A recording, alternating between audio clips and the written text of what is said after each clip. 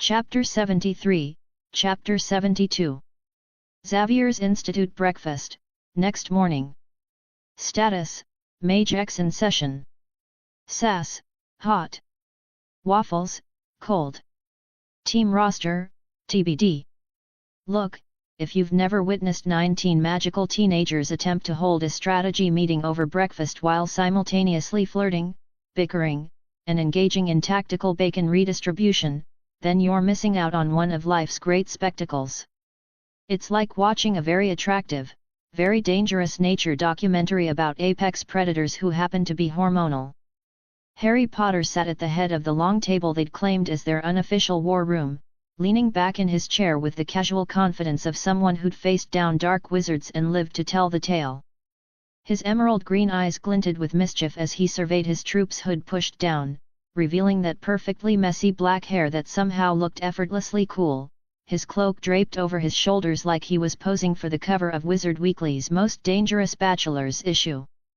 The 7 core members of MageX sat closest to him, Jean Grey to his left, her red hair catching the morning light like fire, Susan Bones to his right, her auburn curls framing her face as she buttered her toast with surgical precision, Daphne Greengrass directly across from him, looking like she'd stepped out of a magazine even at 8 in the morning, Luna Lovegood humming something that might have been about invisible creatures, Neville Longbottom looking more like a linebacker than the shy kid he'd once been, Cedric Diggory casually displaying the kind of shoulders that made underclassmen walk into walls, and the twins, Fred and George, already plotting something that would probably result in detention. Everyone else clustered behind them, because when Harry Potter called a meeting, you showed up. Even if you weren't technically invited. Harry stabbed his fork into his eggs with the precision of someone who'd spent years perfecting the art of looking intimidating while eating breakfast. When he spoke, his voice carried that calm, infuriatingly confident tone that made teachers nervous and enemies reconsider their life choices. "All right," he said, those green eyes scanning the table like a general surveying his troops. "X-Men Field 8. We've got 7 locked. I want names for the 8th slot. Let's hear it. And make it good." Jean, whose left hand was suspiciously close to Harry's on the table, though she'd hex anyone who pointed it out, arched one perfectly sculpted eyebrow and added in her crisp, no-nonsense voice, "And for Merlin's sake, don't all shout at once." Naturally, everyone immediately shouted at once. Ginny. Fred, obviously. George is better than Fred. Excuse me, I'm clearly the funnier one. Angelina would wipe the floor with Rogue. Katie's faster than both of them. Percy. Percy? Really? Harry raised one hand, and the table fell silent faster than you could say Avada Kedavra. Well, almost silent Luna was still humming something that definitely involved creatures that probably didn't exist. "Okay," Harry said dryly, his gaze moving around the table like a spotlight. "Let's hear some actual arguments. Why you, not just why not your brother?" Ginny Weasley, seated next to Luna and radiating the kind of confidence that came from being the only girl in a house full of boys, leaned forward with fire in her brown eyes. "I can fly. I'm fast. I've been training with Bloodjares longer than anyone here, and I don't flinch when things get ugly." Fred Weasley, who'd inherited the family gift for dramatics, snorted loudly. Please. She flies like a Weasley. That's just barely better than Ron." Ron Weasley, predictably, glared at his brother with a mouth full of toast and what was probably a very creative curse that couldn't be voiced in mixed company. Angelina Johnson cut in smoothly, resting her chin on her hand and smiling like a predator who'd just spotted prey. "No offense, Potter, but you're gonna need muscle and finesse. Which is me. I've got the moves to take Kitty off her game and the reach to keep Tabitha from blowing up my eyebrows. Plus," she added with a wicked grin, "I look good doing it." Susan Bones spoke up then, her voice carrying that cool, analytical tone that made professors sit up and pay attention. "It's true. Angelina has excellent reaction time. Her aura reads clean, she doesn't panic under pressure." Daphne Greengrass, who was sitting perfectly straight and somehow making the act of buttering a roll look like high art, added without looking up, "Neither do I, but you don't see me bragging about it." She paused, then smiled slightly. "Yet." Jean smirked and nudged Harry under the table with her knee, her voice carrying just a hint of teasing. "She's got a point." Harry's grin widened, but he didn't look at Jean because then he'd get distracted by those incredible green eyes, and they all knew it. The boy had priorities, but Jean Grey in the morning sunlight was a serious threat to his focus.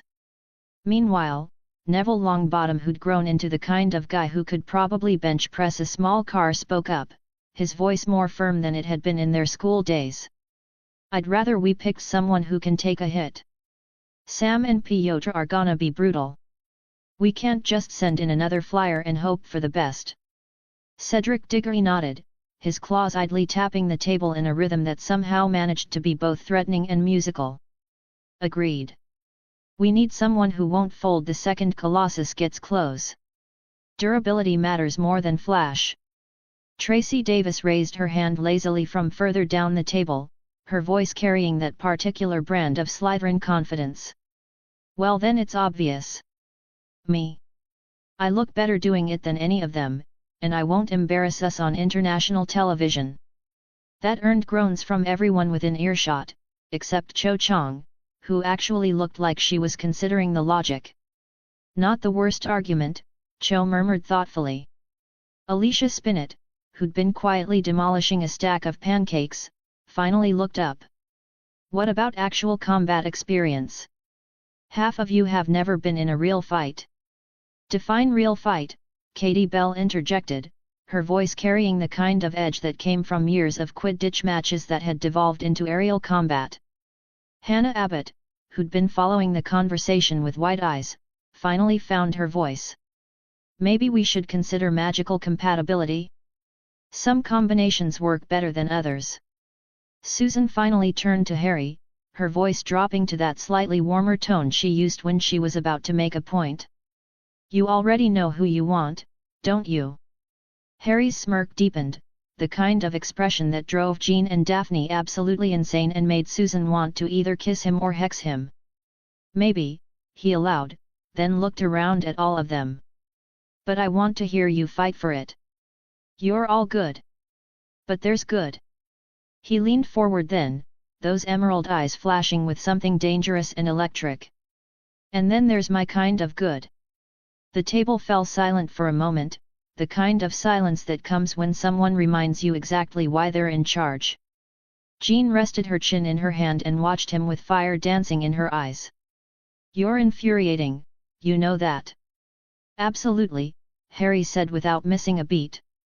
Daphne slid her fingers under his other hand where it rested on the table, her usual icy composure never cracking even as her touch sent electricity up his arm. "Don't keep us waiting, darling," she said softly, her voice carrying just enough edge to be dangerous. "Pick your eighth. Or you'll make Susan and me impatient." Susan gave Daphne a sideways look that was half threat, half smirk, the kind of expression that suggested she was calculating exactly how many hexes she could cast before anyone stopped her. Harry let out a laugh that was sharp and warm all at once, squeezing both their hands, which just made Hermione Granger, 3 seats down, roll her eyes so hard it was a miracle she didn't sprain something. "Honestly," Hermione muttered, "it's like watching a very attractive soap opera."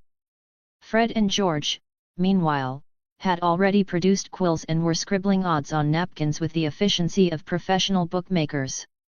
"Put me down for a galleon on Angelina," Fred announced loudly. "No way, it's gonna be Ginny," George countered. "Family loyalty and all that." "You're both wrong," Katie said confidently. "It'll be Alicia. Harry likes winners." Ginny grinned, shaking her head but clearly enjoying being the center of attention. "Keep talking, Belle. See where it gets you." Luna finally looked up from her orange juice, her dreamy voice cutting through the chatter like a knife through butter. "Oh, it'll be Angelina," she said matter-of-factly. "The Nargles told me. They're very good at predicting team selections." Everyone stared at her. Even by Luna standards, that was specific. Harry leaned back and muttered, just loud enough to carry across the table, well. That settles that. Then he stood, his cloak swirling dramatically behind him because Harry Potter had never met a dramatic moment he couldn't improve with better choreography, and addressed the table with that trademark troublemaker smirk that had been getting him into and out of trouble for years. Angelina, he said, his voice carrying the kind of authority that made people listen, you're up. Everyone else. He looked around the table, his grin widening. You'll just have to try harder next time. Angelina Johnson grinned wickedly, shooting a look down the hall toward where the X-Men were probably having their own breakfast strategy session. It was the kind of look that promised fireworks, explosions, and possibly property damage. This is gonna be fun, she said, cracking her knuckles. And Harry? Harry just tossed a wink at Jean that made her heart skip approximately 17 beats, let Daphne kiss his cheek with the kind of casual intimacy that made half the Great Hall jealous, and gave Susan's hand one last squeeze that sent warmth shooting straight to her toes before striding out of the dining hall like the troublemaking, chaos-loving, devastatingly attractive king he was. Show off, Susan muttered, but she was smiling. Completely, Jean agreed, watching him go with obvious appreciation. Absolutely, Daphne added, her voice carrying that particular note of affection reserved for people who drive you crazy in the best possible way. Oh yeah. The X-Men had absolutely no idea what was coming for them. At the same time. Status, Scott's strategy hour. Rogue, unimpressed. Kitty, done. Kurt, bamfing just to stay awake. Tabitha, about to light something on fire. Wards, mocking him. Now, if you want to witness a master class in how to turn a simple breakfast into an exercise in military-grade awkwardness, you need to observe Scott Summers attempting to rally his troops. It's like watching someone try to conduct a symphony orchestra made entirely of cats, technically possible, but probably not ending well for anyone involved. Across the dining hall from the MageX table, at what had become known as the X-Men's unofficial war council, Scott Summers was busy doing what Scott Summers did best, acting like he was the last sane general in a room full of unruly soldiers who'd clearly never read a proper military manual. Which would have been fine if everyone else at the table wasn't trying really, really hard not to roll their eyes so far back they could see their own brain stems. All right, Scott was saying, leaning forward with his fingers steepled like some kind of angsty warlord who'd binge-watched too many tactical documentaries. His ruby quartz visor caught the morning light as he swept his gaze across his team. Here's the thing. We're going to need discipline. Focus. Teamwork. None of this, improvising nonsense. That's where they'll expect us to be weak. His jaw was tight, his voice carried that particular brand of intensity that suggested he'd practiced this speech in the mirror at least 17 times, and his expression screamed, I've got this all figured out. Please validate my leadership skills. He gestured vaguely toward the MageX table, where Harry and his crew were clearly deep in their own strategy session, except the golden wards Fred and George had thrown up shimmered faintly in the air like heat waves rising off summer pavement. Every time Scott tried to lean in and eavesdrop, all he got was static, snatches of laughter, and something that sounded suspiciously like one of the twins whispering, "Nice try, Summers," which was clearly driving him up the wall and around the bend. They're cocky, Scott continued, adjusting his visor for what had to be the fourth time in 2 minutes. And they're reckless. Potter especially. He's impulsive. He plays to the crowd. But he doesn't think long-term strategy. That's where we win superior planning and execution. Rogue, who was leaning back in her chair with her boots propped up on another seat and looking like she'd rather be literally anywhere else, muttered just loud enough to carry across the table, "Oh yeah, Shuga. I am sure we'll just bore 'em into submission with all this riveting tactical analysis." Her southern drawl dripped with enough sarcasm to power a small city, and she didn't even bother to hide her smirk. Tabitha Smith, who was systematically demolishing a stack of pancakes while looking like she was 3 seconds away from setting something on fire just to liven things up, snorted a laugh and shoved another piece of bacon in her mouth. "Can't hear you over all this exciting military strategy, Slim," she said, her voice carrying that particular brand of chaos that made teachers nervous. "Are we gonna synchronize our watches next?" Kitty Pryde glanced up from her phone, where she'd been scrolling through social media with the dedication of someone avoiding eye contact, and deadpanned, "Do I even have a job in this plan? Or am I just supposed to stand there and look adorable while you monologue?" Scott didn't even blink, his expression remaining stoically serious. "You phase. Obviously. Disrupt their formations. Don't improvise." Kitty blinked back at him, her expression flat. "Wow. So inspiring. Really feeling the team spirit here." Kurt Wagner, who was perched on the back of his chair like some kind of blue acrobat, swished his tail idly and said in his soft German accent, "It does not feel very, how do you say, creative, J.A.? Perhaps we should consider." "It's not supposed to be creative, Wagner," Scott shot back, his voice carrying that particular edge of someone who'd had this argument before. "It's supposed to work. Creative gets people hurt." "Oh, joy," Tabitha muttered, gesturing with her fork. "Can't wait to follow orders from the guy who knows best. This is gonna be like watching paint dry, except somehow more boring." Sam Guthrie, who'd been quietly working his way through what appeared to be half the breakfast buffet, finally looked up and said in his easy southern drawl, "Now hold on there, Scott. Maybe we could." "No maybes," Scott interrupted. "We stick to the plan." "My plan? It's comprehensive." Ronnie Sinclair, who'd been watching this whole exchange with the kind of fascination usually reserved for car accidents, spoke up in her thick Scottish brogue, "Och, but what if they do somethin' we didn't expect? 'Cause that Potter lad, he's got a reputation for pullin' rabbits out of hats." "Then we adapt within the framework," Scott said firmly. "But we don't deviate from core strategy." Even Pyotr Rasputin, who normally had the patience of a saint and never said anything unless it was important, frowned faintly and rumbled in his deep Russian baritone, "Perhaps, little bit of flexibility would not hurt, day? In Russia, we say." "This isn't Russia, Pyotr," Scott cut him off. "This is a tactical situation that requires discipline." Scott clapped his hands on the table like that settled everything, the sound echoing across their section of the dining hall. "No more discussion. What helps is everyone sticking to the plan." "My plan. Any questions?" Rogue raised one gloved hand lazily, a single finger pointed toward the ceiling. "Yeah, Shuga. How long do I gotta keep pretendin' this is actually a plan instead of just you havin' a control freak moment?" That earned an actual giggle from Kitty, a muffled bamf of amusement from Kurt, and what might have been a snicker from Sam. Scott's jaw twitched in that particular way that suggested he was counting to 10 in his head. "We're here to win. Not to joke around." "You think they're over there joking?"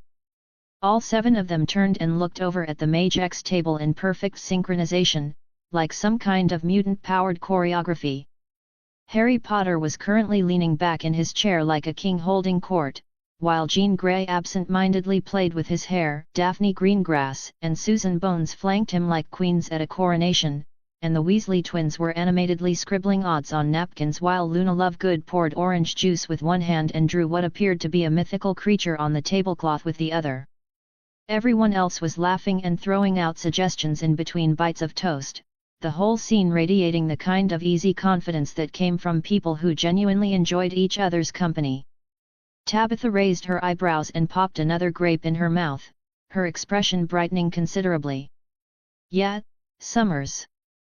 Kinda looks like they're thriving over there. Almost like they're having fun."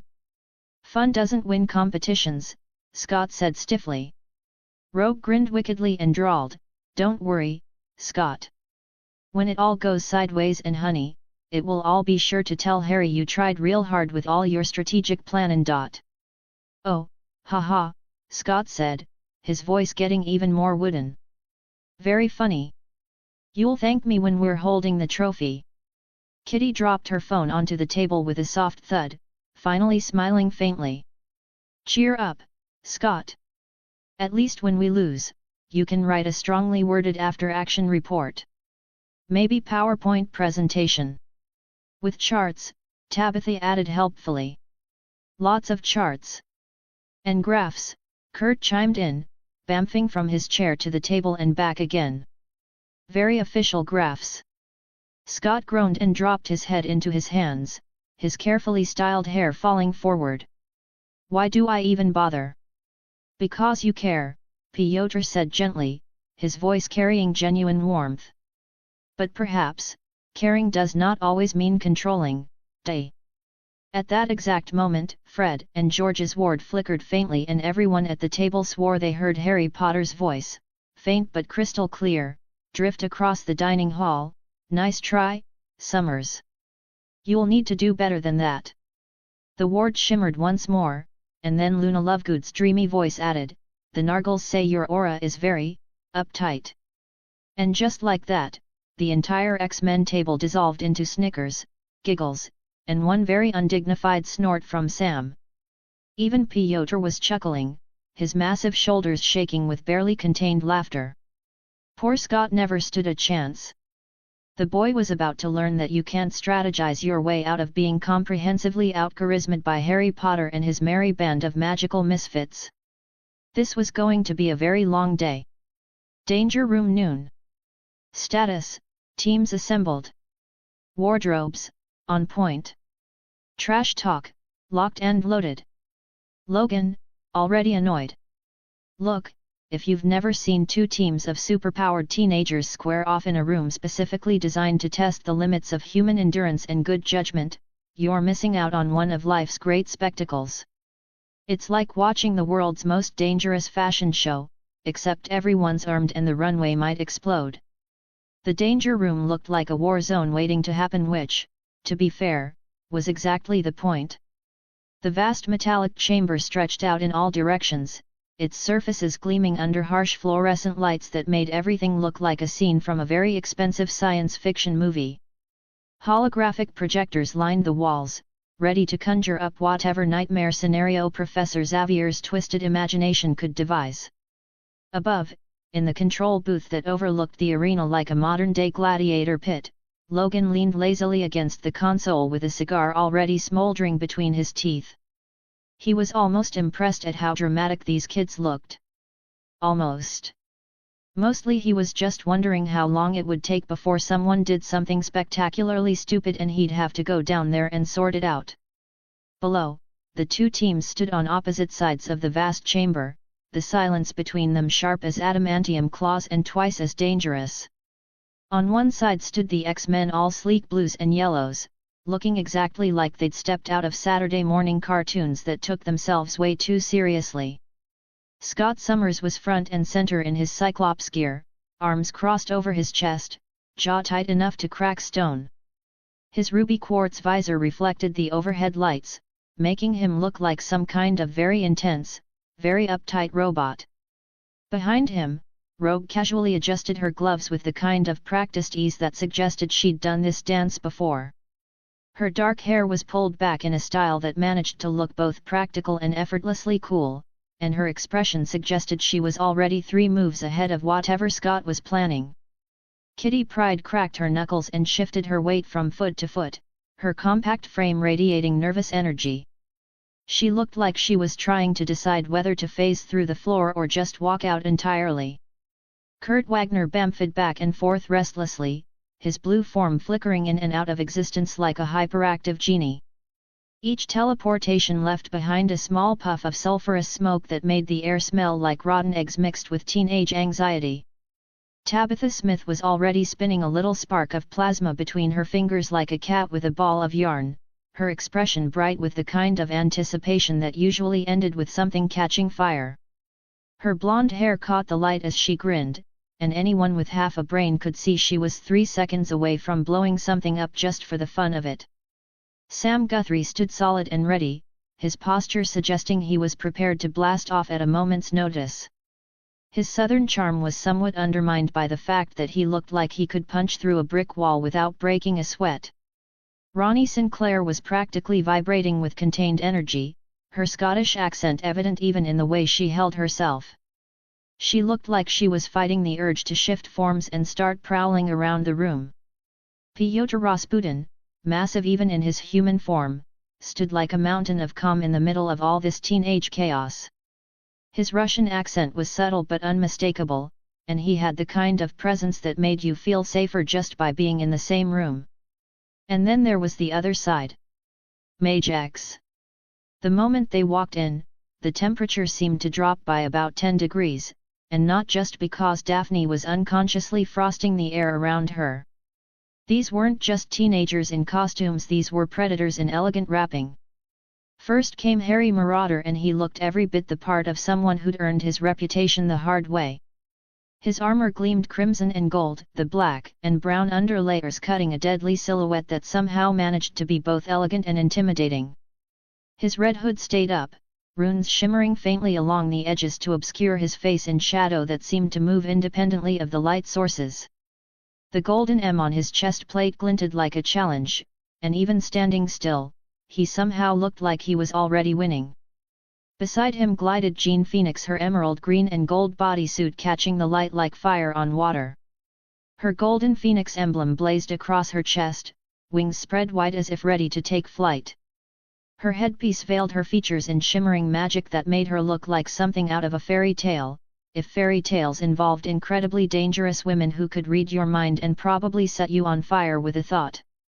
On either side of them came Susan Veritas, sleek in yellow and black armored Quidditch gear that looked like it had been designed by someone who understood both fashion and function, and Daphne Ice Queen, whose white and icy blue suit gleamed like frost on a blade, her powers already creating delicate patterns of ice crystals across her exposed skin.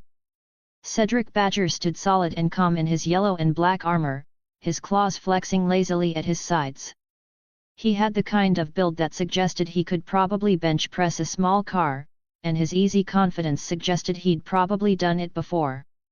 Neville Thorne loomed in earthy green and brown armor, looking every inch the tank everyone constantly underestimated. His transformation from the shy kid everyone remembered to this intimidating presence was one of those things that made you reconsider everything you thought you knew about people. Luna Halo somehow managed to look whimsical and terrifying all at once, her royal blue and bronze suit glimmering under the lights like star-touched metal. Her magical radish earrings glowed faintly, and her hood hid everything else in shadow, making her seem like some kind of mystical oracle who might either bless you or curse you depending on her mood.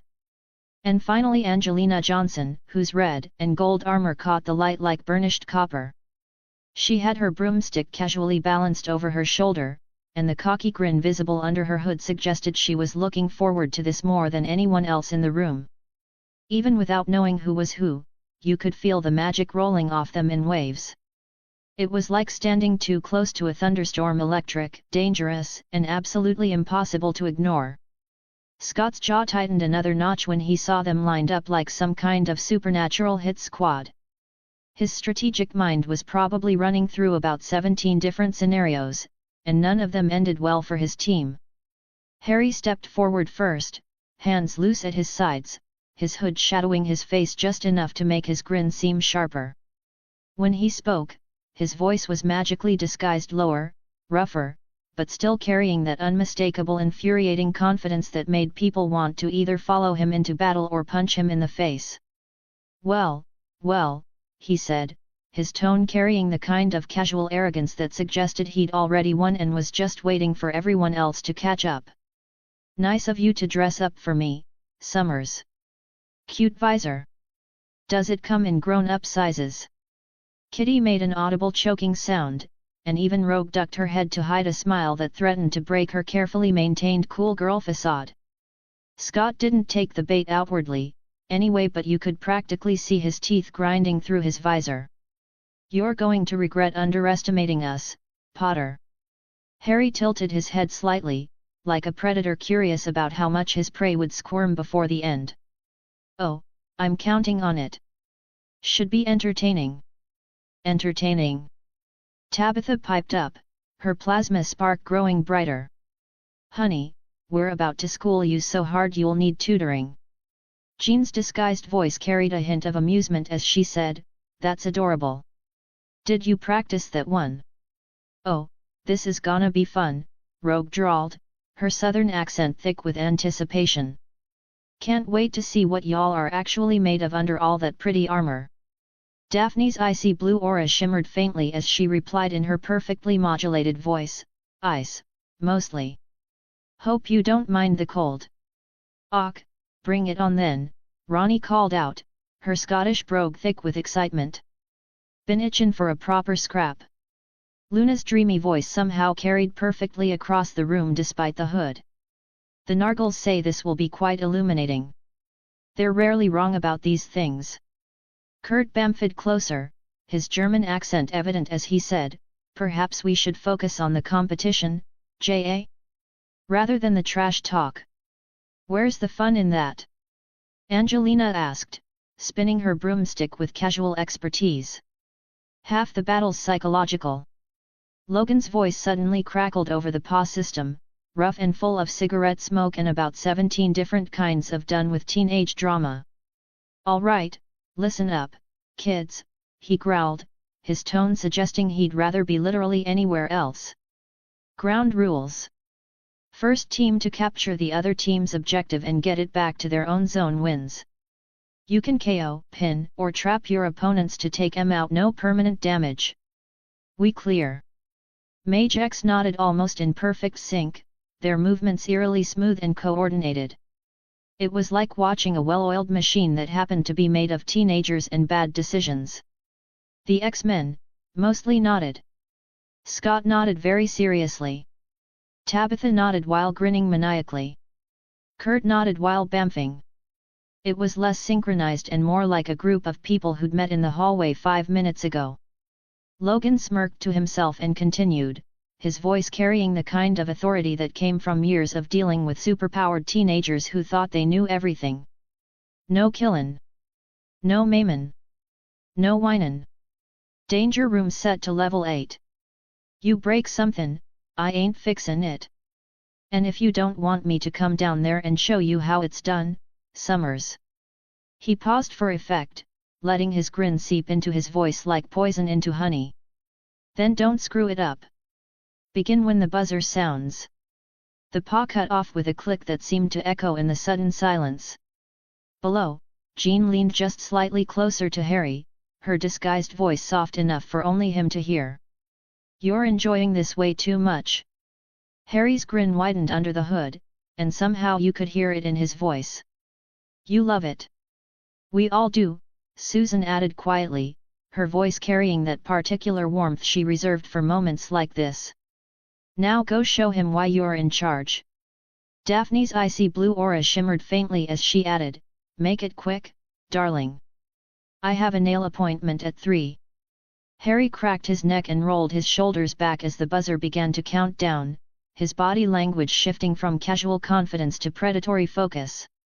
3. 2. 1.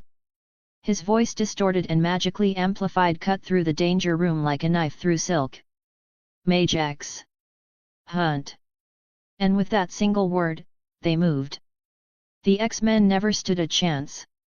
This was about to become a master class in the difference between a team that followed orders and a pack that moved like extensions of the same deadly mind. Scott's carefully planned strategy was about to meet Harry Potter's particular brand of beautiful chaos. And honestly, it was going to be spectacular. Chapter 74, Chapter 73. Logan had seen a lot of weird stuff in his long and violent life, but watching a room full of superpowered teenagers try to one-up each other while their teachers place bets? That's a special kind of chaos that deserves its own documentary. It all started when Harry Potter, yes, that Harry Potter, though he insisted everyone call him Marauder, now decided that floating was somehow cooler than walking. Which, to be fair, it kind of was. The setup, aka, how to traumatize Scott Summers in 3 easy steps. Scott Summers stood at the center of the danger room like he was posing for a superhero recruitment poster.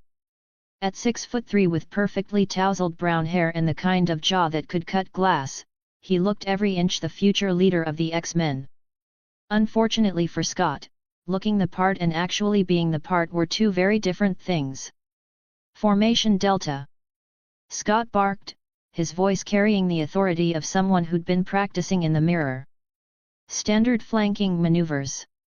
We've trained for this. The X-Men moved like a well-oiled machine. Kitty Pryde, compact and fierce with her brown hair tied back in a practical ponytail, phased through the floor with the kind of grin that promised trouble. Kurt Wagner, all gangly limbs and dark hair, disappeared in a puff of sulphurous smoke that probably violated several EPA regulations. Rogue, stunning in that dangerous way that made smart people keep their distance, shot skyward with Sam Guthrie, whose blonde hair and easy Kentucky grin made him look like he was heading to a barbecue instead of a battle. "This is gonna be fun," Sam drawled, his southern accent thick as molasses as he rocketed through the air. "Ain't had a good scrap in weeks." Pyotr Rasputin, built like a friendly mountain and twice as immovable, transformed into his steel form with the sound of metal grinding against metal. His Russian accent made everything sound like poetry, even when he was preparing to punch things.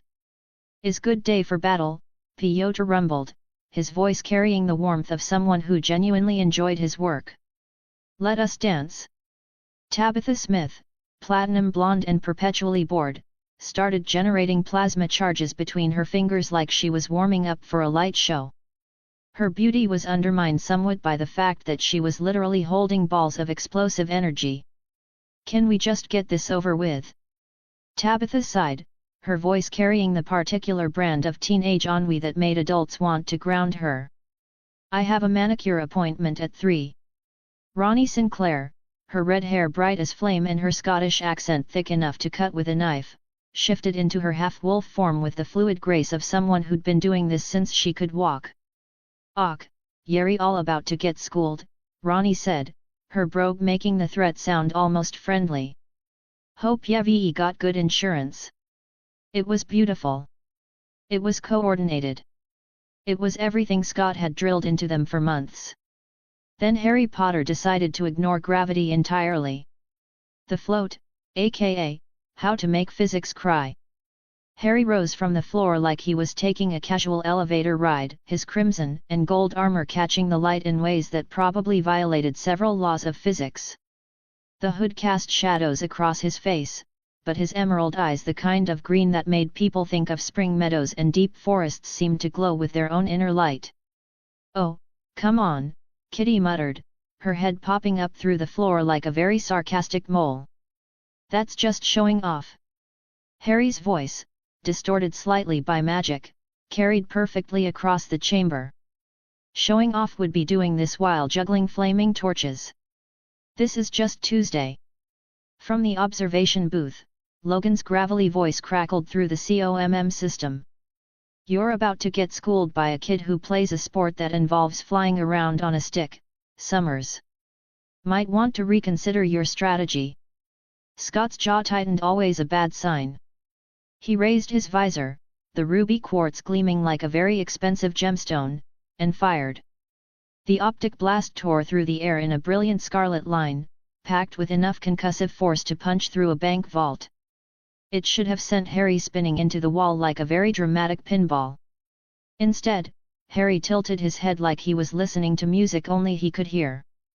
The beam missed by inches, carving a smoking furrow into the reinforced wall behind him. "Seriously?" Harry called, his voice carrying that particular brand of teenage snark that could strip paint.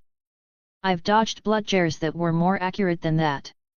And those were aimed by people who actively wanted to hospitalize me." Scott's mouth twitched, never a good sign. "Lucky shot." "Lucky?" Harry spun in midair. "Mate, luck is what happens when skill meets opportunity. What just happened was skill meeting your complete inability to hit a moving target." The observation booth erupted in barely contained laughter. Logan's voice cut through the noise like a rusty blade. "Ouch. Kid's got a mouth on him." "I've got more than that," Harry replied, somehow hearing the comment despite the distance. I've got style. The dance, aka, how to make Scott Summers question his life choices. What happened next could only be described as aerial poetry written in violence and teenage arrogance. Scott fired again, this time leading his target like he'd been taught. Harry didn't dodge, he danced. A lazy corkscrew through the air that ended in a backward dive, his magic trailing behind him like liquid fire. The beam passed harmlessly beneath him as he spun, rose, and hung in midair like he was posing for the cover of Supernatural Teen Quarterly. Getting warmer, Harry said, grinning now in a way that made several X-Men forget what they were supposed to be doing. But not by much. Stand still. Scott barked, charging his visor for a more powerful blast. Where's the fun in that? Harry called back, diving straight down in a move that would have made professional stunt pilots weep with envy. Scott fired 3 rapid shots, sweeping high to low in a pattern that should have been impossible to avoid. Harry pulled up at the last second, flipped into a midair handstand that defied both gravity and common sense, and hung there. Upside down. Grinning. Looking like he was having the time of his life. You know what your problem is, Summers? Harry called, his voice somehow carrying perfectly despite being inverted. You're thinking like a soldier. Follow the plan, trust the training, stick to the formation. He dropped like a meteor, magic swirling around his hands in patterns that made the air itself seem to shimmer. Scott's beams chased empty air as Harry suddenly wasn't there anymore. But here's the thing about fighting a wizard, Harry's voice whispered right behind Scott's ear, so close that Scott could feel the warmth of his breath. We don't follow plans. We are the plan. Scott spun, visor charging, but Harry was already gone, shooting back into the air with laughter that echoed through the chamber like music. That kid's gonna give me a heart attack, Logan muttered through the comm, and I heal from everything. The chemistry, aka, how to make everyone else feel single. Meanwhile, Jean Grey was floating in midair like she owned the very concept of gravity, her red hair whipping around her face in ways that made her look like she'd stepped out of a shampoo commercial. She was all sharp cheekbones and fierce intelligence, with the kind of beauty that made people forget how to form complete sentences. Having fun yet, Potter? Jean called, her voice carrying that particular mix of challenge and affection that made half the boys in school jealous and the other half suicidal. Harry's grin widened, his emerald eyes locking onto hers with an intensity that made the air between them practically crackle. Depends. Are you planning to kiss me when this is over? That depends, Jean shot back, her cheeks flushing pink in a way that made her even more stunning. Are you planning to keep showing off like a peacock with attachment issues? Only for you, Harry replied, his voice carrying across the chamber with absolute sincerity. Well, you and the girls. Can't forget the girls. We're right here, you know, Daphne Greengrass called from below, her crisp British accent cutting through the chaos like a blade made of ice and aristocratic disdain. She skated backward on conjured frost, her platinum blonde hair streaming behind her like a banner of pure winter. She was all curves and sharp intelligence, with the kind of beauty that made people write terrible poetry. I'm very aware of where you are, Harry called back, diving into a spinning descent that brought him closer to the ground. Hard to miss someone who looks like a snow angel with anger management issues. I don't have anger management issues, Daphne replied, conjuring a wall of ice that sent Rogue sliding across the floor like a very elegant hockey puck. I have anger expression issues. There's a difference. Semantics, Harry said, spinning away from another of Scott's increasingly frustrated optic blasts. Accuracy, Daphne corrected, her smile sharp enough to cut diamonds.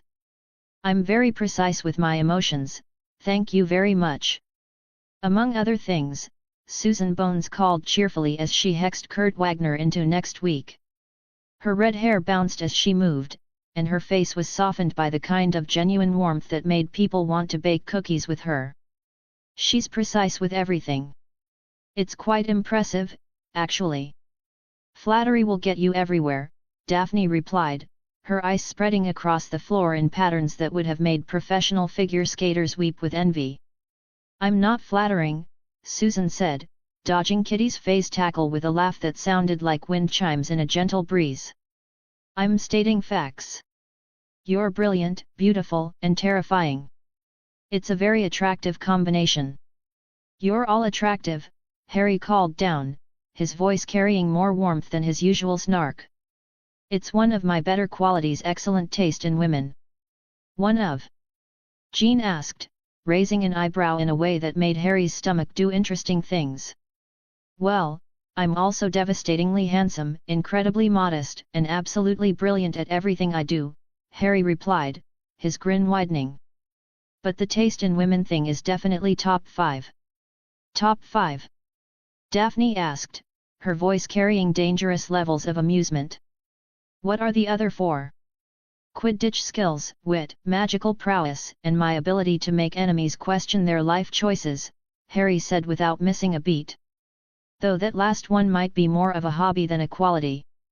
"It's definitely a quality," Susan called, stunning Kurt Wagner with a spell that sent him tumbling across the floor in a cloud of sulphurous smoke. "A very useful one, actually. The trash talk, aka, how to destroy someone's soul with words."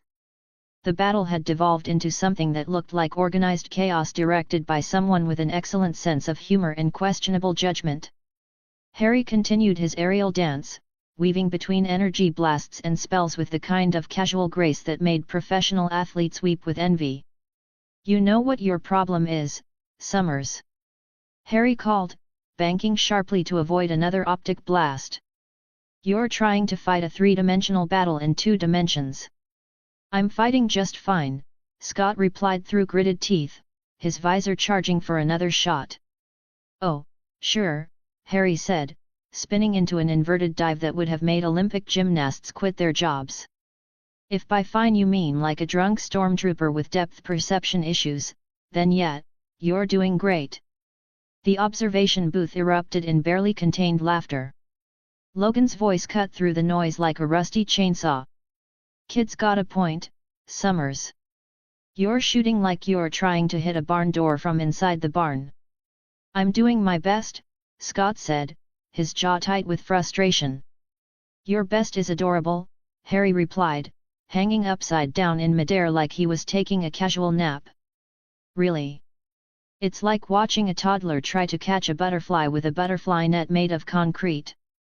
"That doesn't even make sense," Scott snapped. "Neither does your aim," Harry shot back.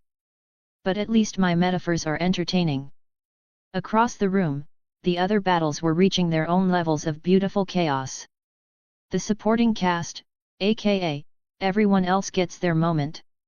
Rogue, who was the walking embodiment of a young girl with an attitude problem and the kind of dangerous beauty that made smart people cross the street, had finally caught up with Daphne. Her southern accent was thick as honey and twice as dangerous. "You know, sugar," Rogue drawled, her white streaked hair framing a face that was gorgeous and deadly in equal measure, "all that ice ain't gonna help you when I get my hands on you." "Assuming you can catch me," Daphne replied, spinning on her ice skates with the grace of someone who'd been born to make others look clumsy. "Which, given your track record, seems unlikely." "Them's fightin' words," Rogue said, her grin sharp as a blade. "They're supposed to be," Daphne replied sweetly. "I'm British. We invented fighting words." "Y'all invented a lot of things," Rogue said, launching herself forward with the kind of speed that made cheetahs look lazy. "Don't mean you're good at 'em." She caught Daphne around the waist, her momentum carrying them both across the ice in a tumbling mess of limbs and attitude. They rolled to a stop with Rogue on top, her hands glowing with absorbed energy. "Got you," Rogue said, her voice triumphant. "Do you?" Daphne asked, her smile sharp as winter. The ice beneath them suddenly spiked upward, sending Rogue flying across the room with a curse that would have made sailors blush. "Bloody hell," Daphne muttered, picking herself up with the kind of dignity that only came from years of private school training. "Americans are so dramatic." Meanwhile, Susan Bones was having what appeared to be a very polite conversation with Kurt Wagner, if you ignored the fact that she was systematically hexing him into oblivion. You know, Susan said cheerfully, her red hair bouncing as she dodged Kit's teleportation attack, the sulfur smell really isn't doing you any favors. Well, Kurt replied, his German accent thick with frustration as he appeared behind her in a cloud of smoke, this is embarrassing. Oh, it gets worse, Susan said sweetly, spinning around with her wand already pointed at his chest. Stupefy. The spell caught Kurt mid-teleport, sending him tumbling across the floor in a way that would have been tragic if it wasn't so funny. Nothing personal, darling, Susan called to his prone form. But Harry's honor is at stake, and I take that very seriously. His honor? Kitty Pryde called, her brown hair mussed and her eyes bright with mischief as she popped up through the floor like a very sarcastic prairie dog. What honor? He's been showing off for the past 10 minutes. Exactly, Susan replied, as if that explained everything. He's showing off for us. It's very romantic. It's very something, Kitty said, lunging forward with the kind of speed that came from years of phasing through solid matter. I'm just not sure romantic is the word I'd use. Then you're not paying attention, Susan said, sidestepping Kitty's attack with a dancer's grace. The way he moves, the way he fights, it's all for us. He's performing. Like a peacock, Kitty said, phasing through Susan's hex with a grin. Like a knight, Susan corrected, her wand work turning the air around them into a light show of sparks and energy. A very attractive knight with excellent flying skills and a tendency toward dramatic gestures. I can work with that, Kitty said, her grin widening as she prepared for another attack. On the other side of the room, Cedric Diggory was locked in what could only be described as the world's most polite fist fight with Sam Guthrie. Both boys were grinning like maniacs, trading blows with the kind of enthusiasm that suggested they were having the time of their lives. Nice form, Cedric called, his accent crisp and proper even while ducking Sam's rocket-powered haymaker. He was all broad shoulders and honest good looks, with the kind of smile that made people want to trust him with their life savings. Thanks, partner, Sam replied, his Kentucky drawl making everything sound relaxed even as he tried to knock Cedric's head into the next county. His blonde hair and easy grin made him look like the kind-hearted jock every girl liked. You're pretty handy yourself. Hufflepuff training, Cedric said, catching Sam's fist and redirecting his momentum with the kind of casual skill that made martial artists weep with envy. We specialize in being underestimated. That's a hell of a strategy, Sam said, spinning in midair to avoid Cedric's counterattack. Might have to steal that.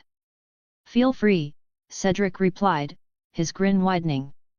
Though I should warn you it works better when you're actually as good as you pretend not to be. Who says I'm pretending? Sam asked, his rocket blast sending them both tumbling across the floor in opposite directions. The plant war, aka, when Neville gets serious. Meanwhile, Neville Longbottom was having what appeared to be a very philosophical conversation with Pyotr Rasputin, if you ignored the fact that they were trying to destroy each other with extreme prejudice. You know, Neville said conversationally, his resemblance to Matthew Lewis's later years unmistakable in the sharp intelligence of his dark eyes, I've always wondered what would happen if an unstoppable force met an immovable object. His plants wrapped around Pyotr's steel arms like green cables, their vines thick as anchor rope and twice as strong.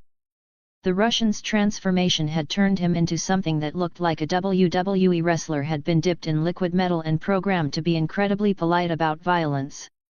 Day, Pyotr rumbled, his accent thick as molasses and warmer than summer sunshine.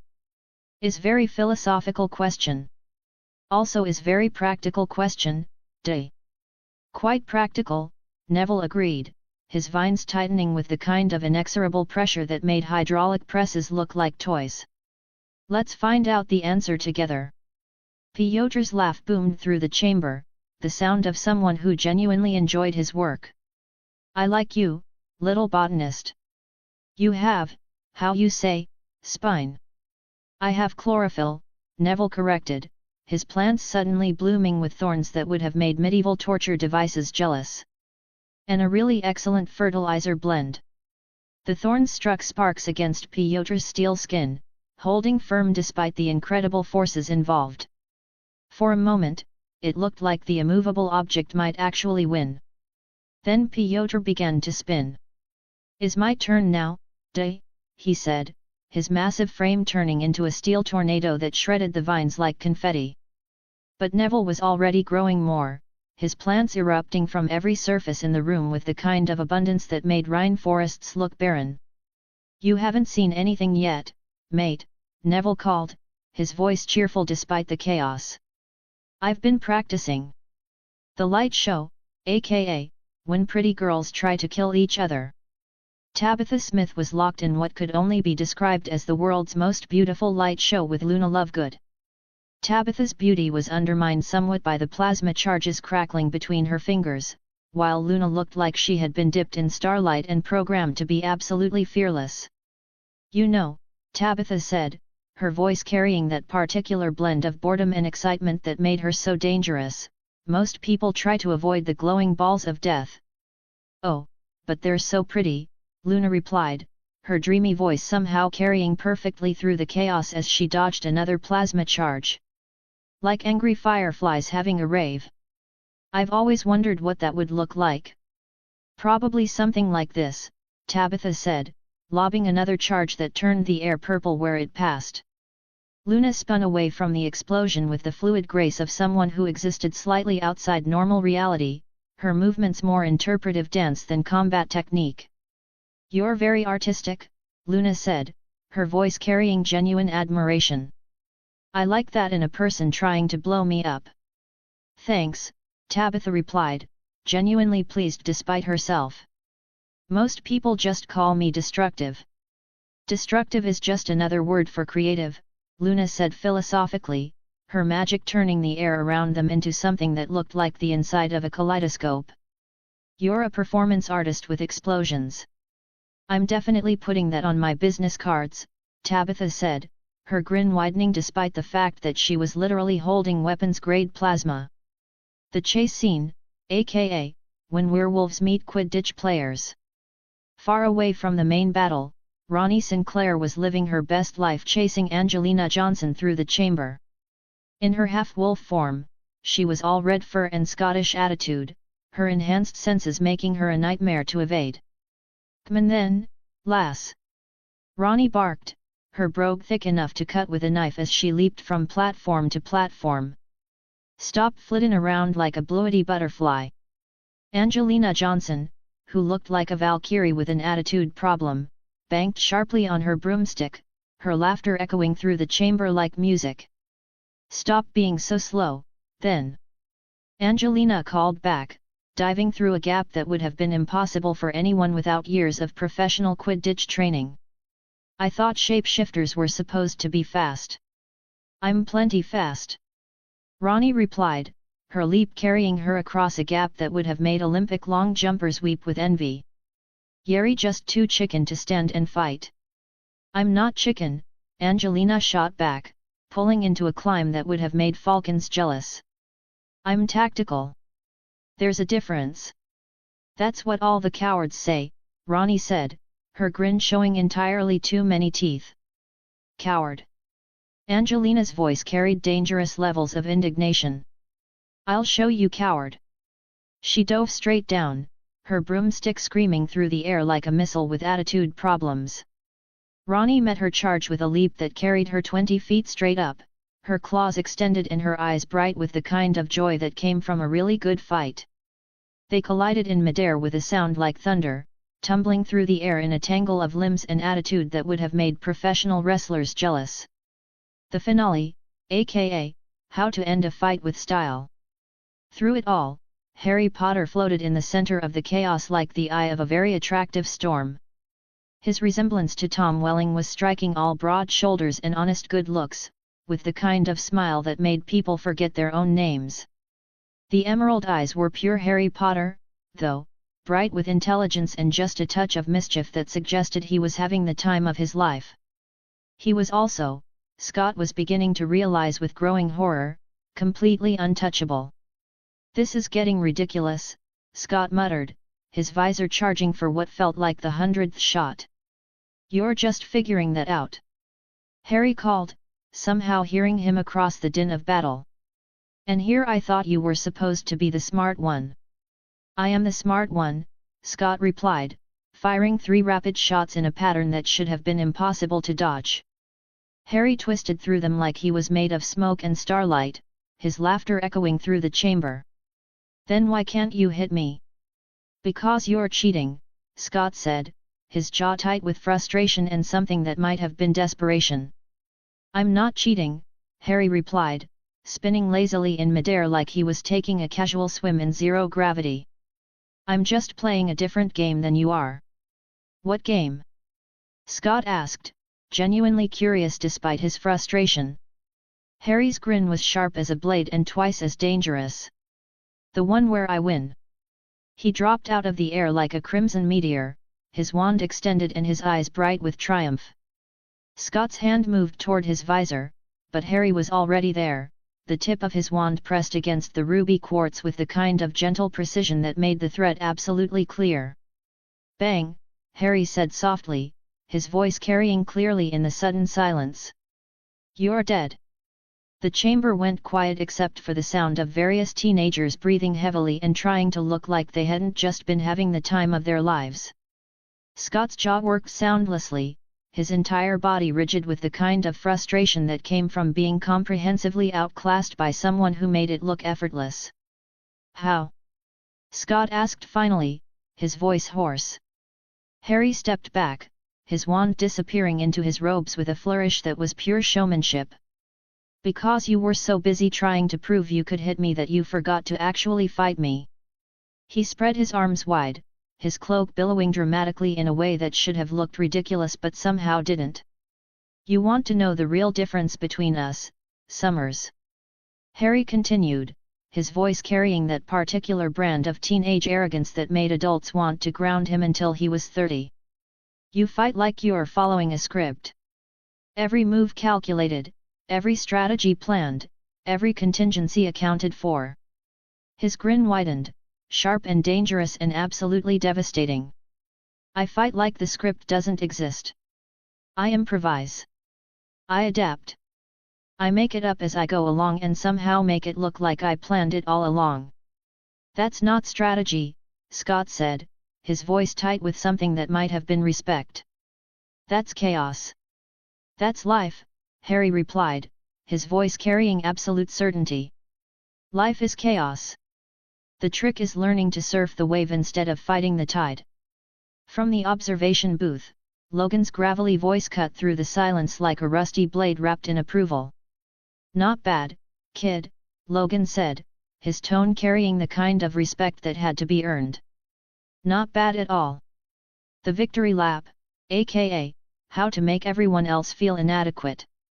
As the lights came up and the danger room began its power-down sequence, Harry found himself surrounded by his teammates, Jean pressing close against his side, her red hair catching the light like flame, Daphne's hand finding his arm with the kind of possessive elegance that made other girls jealous, Susan's fingers intertwining with his like they belonged there. The connection between them was palpable, electric, the kind of bond that made other people both envious and slightly uncomfortable. "So," Jean said, her voice soft with affection and just a touch of challenge, "about that victory kiss?" Harry's grin was brilliant as he leaned down to claim it, his lips meeting hers in a kiss that was soft and fierce and perfect all at once. When they broke apart, Daphne was there, her smile sharp as winter as she claimed her own kiss, followed by Susan, whose lips tasted like sunshine and the kind of mischief that made life worth living. "Bloody hell," Neville breathed, his eyes wide with the kind of awe usually reserved for natural phenomena. "They're actually doing it." "Doing what?" Cedric asked, looking genuinely confused in the way that only very attractive people could manage. "The whole polyamory thing," Neville explained, his voice carrying the kind of wonder that suggested he was witnessing something legendary. "It's like watching a romantic comedy written by someone with excellent taste and questionable morals." "Better than a romantic comedy," Luna said dreamily, her magic finally settling down into something that looked almost normal. Those never have enough explosions. From the observation booth, Logan's voice crackled through the COMM system one final time, tinged with the kind of dry humor that suggested he'd seen everything and been impressed by very little of it. "All right, you hormone-addled teenagers," he said, his tone carrying fond exasperation. "Save the victory celebration for after class. Some of us have actual work to do." But his voice carried a note of approval that made Harry's chest tight with something that might have been pride. "Same time tomorrow?" Harry called toward the booth, his arm tightening around Jean's waist. "Same time tomorrow," Logan confirmed. "And Potter?" "Yeah. Try not to make it look so easy next time. You're making the rest of us look bad." Harry's laughter echoed through the corridor as the teams filed out, bright and genuine and full of the kind of promise that made everything seem possible. "You know," Jean said, her voice thoughtful as they walked, "I think I'm going to like it here." "Think so?"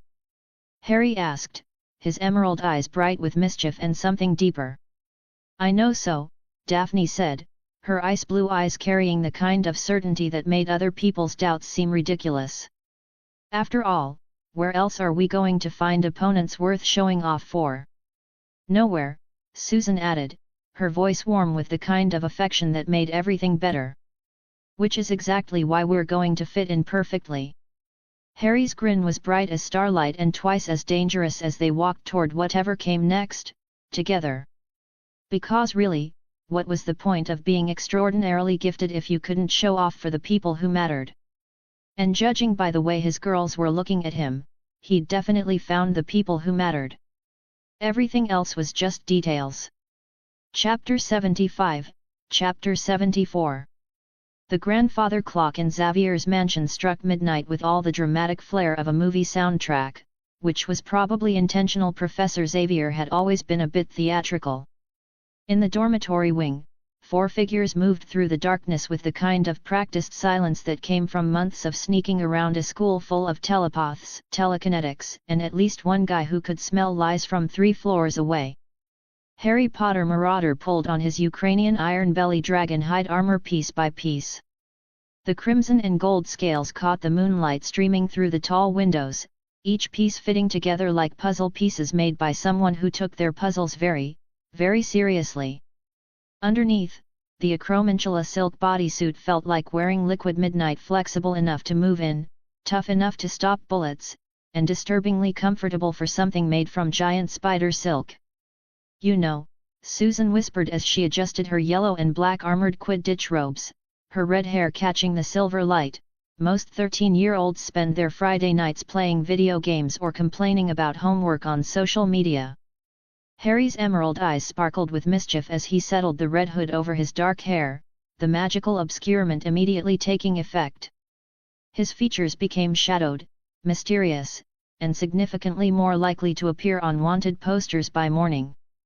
"Susan, darling," Harry said, his voice now carrying the gravelly distortion that made him sound like he gargled gravel for recreational purposes, "most 13-year-olds don't have 3 gorgeous, brilliant, and moderately terrifying fiancés who would never let them live down backing out of their first patrol."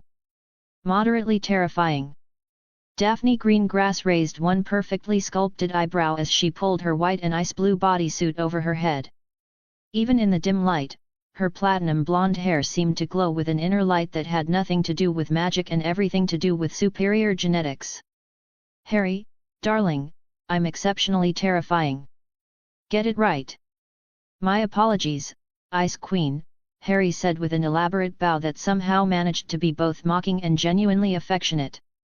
"You are, of course, catastrophically terrifying in the most attractive way possible." Jean Grey Phoenix smoothed down her emerald green basilisk hide bodysuit with hands that only trembled slightly. At 14, she was technically the oldest of their little group, which apparently made her the responsible one by default. This was a development that would have made her laugh if it wasn't so completely terrifying. Her red hair cascaded over her shoulders like liquid fire, and when she looked at Harry with those expressive brown eyes, there was enough heat there to melt steel. "Are we absolutely, Positively, 100% sure this is a good idea, she asked, though her voice carried the kind of fond exasperation that suggested she already knew the answer. Harry's grin was visible even through the magical shadows covering his face. Jean, love, since when have any of my ideas been good in the traditional, boring, wouldn't he get us expelled sense of the word? They're brilliant, inspired, occasionally world-saving, and always memorable. Good is for people who lack imagination and proper risk assessment skills. That's exactly what I was afraid of, Jean muttered, but she was already settling the emerald and gold phoenix-themed circlet over her red locks. The magic kicked in immediately, transforming her voice into something that sounded like music played through crystal wind chimes. Daphne began coating her exposed skin with a thin layer of ice, the crystalline coating forming with the kind of precision that made Swiss watchmakers weep with professional envy. In seconds, she looked like a living sculpture carved from winter itself, beautiful, deadly, and absolutely 0 degrees Kelvin worth of patience for anyone who got in her way. Besides, Daphne said, her cryokinetic modifications giving her voice an otherworldly echo that somehow made everything she said sound vaguely threatening, New York's crime statistics have been absolutely appalling lately. Someone needs to do something about it, and clearly the adults have been dropping the ball. And that someone is 4 teenagers with more magical power than impulse control. Susan asked, pulling her hood up to complete her transformation into Veritas. The magical obscurement made her voice sound like it was coming from everywhere and nowhere at once, which was both cool and slightly disturbing. Exactly, Harry said, moving toward the window with the fluid grace of someone who had been sneaking out of heavily fortified locations since he was 11 years old. We're overqualified, if anything. We've got a Dark Lord defeating boy who lived, a phoenix-powered telepath, an ice princess who could freeze the Hudson River for fun, and a truth-seeking genius who could probably take over the world if she got bored enough. What could go wrong? Logan's going to murder us, Jean pointed out, though she was already following him toward the window. Slowly. With his claws. While lecturing us about responsibility and not getting ourselves killed. Logan's going to try to murder us, Harry corrected with the kind of confidence that came from being 13 and absolutely convinced of his own invincibility. There's a significant difference. And honestly, that's tomorrow Harry's problem. Tonight Harry is focused on fighting crime and looking devastatingly attractive while doing it. Your ego is showing, Potter, Daphne said, but there was enough warmth in her voice to melt her own ice armor. Good, Harry replied, opening the window with a casual wave of his hand that made the locks click open like they were eager to help. It matches my devastatingly attractive face and my devastatingly attractive heroic persona. Everything should coordinate. The mansion's security systems, designed by some of the most paranoid minds in the superhero community, didn't even twitch as they departed. Harry's magic had always had a talent for finding the gaps in other people's defenses, a skill that Professor Xavier found either impressive or deeply concerning, depending on his mood and how many Advil he'd taken that day. They rose into the night sky like something out of a fever dream designed by someone with excellent taste in dramatic entrances. Phoenix's telekinetic flight created ripples in the air that looked like visible music, graceful and powerful and absolutely breathtaking. Marauder flew beside her, his magic trailing crimson and gold streamers behind him that turned the sky into something that belonged in an art museum. Below them, Ice Queen moved along frozen highways she created in mid-air, skating through the sky with the grace of someone who had been born to make physics professors quit their jobs in existential despair. Veritas hung suspended in Phoenix's telekinetic embrace, looking remarkably comfortable for someone who was technically being carried through the sky by her girlfriend's mind powers. You know, Veritas called over the wind, her voice carrying clearly despite the impossible acoustics of flying through the New York night, I'm starting to understand why you love this so much, Harry. Flying is freedom, Marauder replied, banking into a lazy spiral that brought him closer to Phoenix. Even through their magical disguises, the connection between them was visible, the way they moved in perfect synchronization, the way their magic seemed to reach for each other across the space between them like invisible threads of light. Up here, gravity is just a suggestion, and all the stupid rules that adults make up seem as small as they actually are. Everything looks smaller from up here, Ice Queen added, her frozen pathway carrying her through a series of loops and spirals that would have made Olympic figure skaters quit their jobs in artistic despair. More manageable. Like maybe the problems aren't actually as big as they seem when you're stuck on the ground. That's the point, Phoenix said, her voice soft with something that might have been wonder or joy or the particular kind of happiness that came from being 14 and flying through the sky with the 3 people she loved most in the world. Up here, the problems are just lights in the darkness. You can see the whole pattern instead of getting lost in all the messy details that make everything complicated. New York spread out beneath them like a circuit board made of dreams and electricity and approximately 8 million people's hopes and fears all tangled up together. The city never slept, but at this hour it dozed fitfully, full of restless energy and possibilities that hadn't quite decided what they wanted to be when they grew up. So, Veritas asked, her analytical mind already cataloguing the patterns of light and shadow below them, what exactly is our tactical approach here? Are we patrolling specific high-crime areas? Looking for particular types of criminal activity? Flying around until something interesting happens and hoping our teenage instincts for trouble will guide us to where we're needed most? Yes, Marauder said, which wasn't really an answer but somehow managed to be perfectly informative anyway. That's what I was afraid of, Phoenix muttered, but her tone carried fond exasperation rather than actual concern. After all, she'd been dating Harry Potter for months now. She was used to plans that were less carefully thought out and more brilliantly improvised disaster magnets. Trust me, Ice Queen said, her ice crystals catching the city lights like scattered diamonds. With Harry involved, something interesting will definitely happen. The question is whether we'll be ready for it when it does. We're always ready, Marauder said with the kind of confidence that made adults nervous and teenagers want to follow him into battle. That's what makes us so devastatingly effective. And modest, Veritas added dryly. Modesty is overrated, Marauder replied.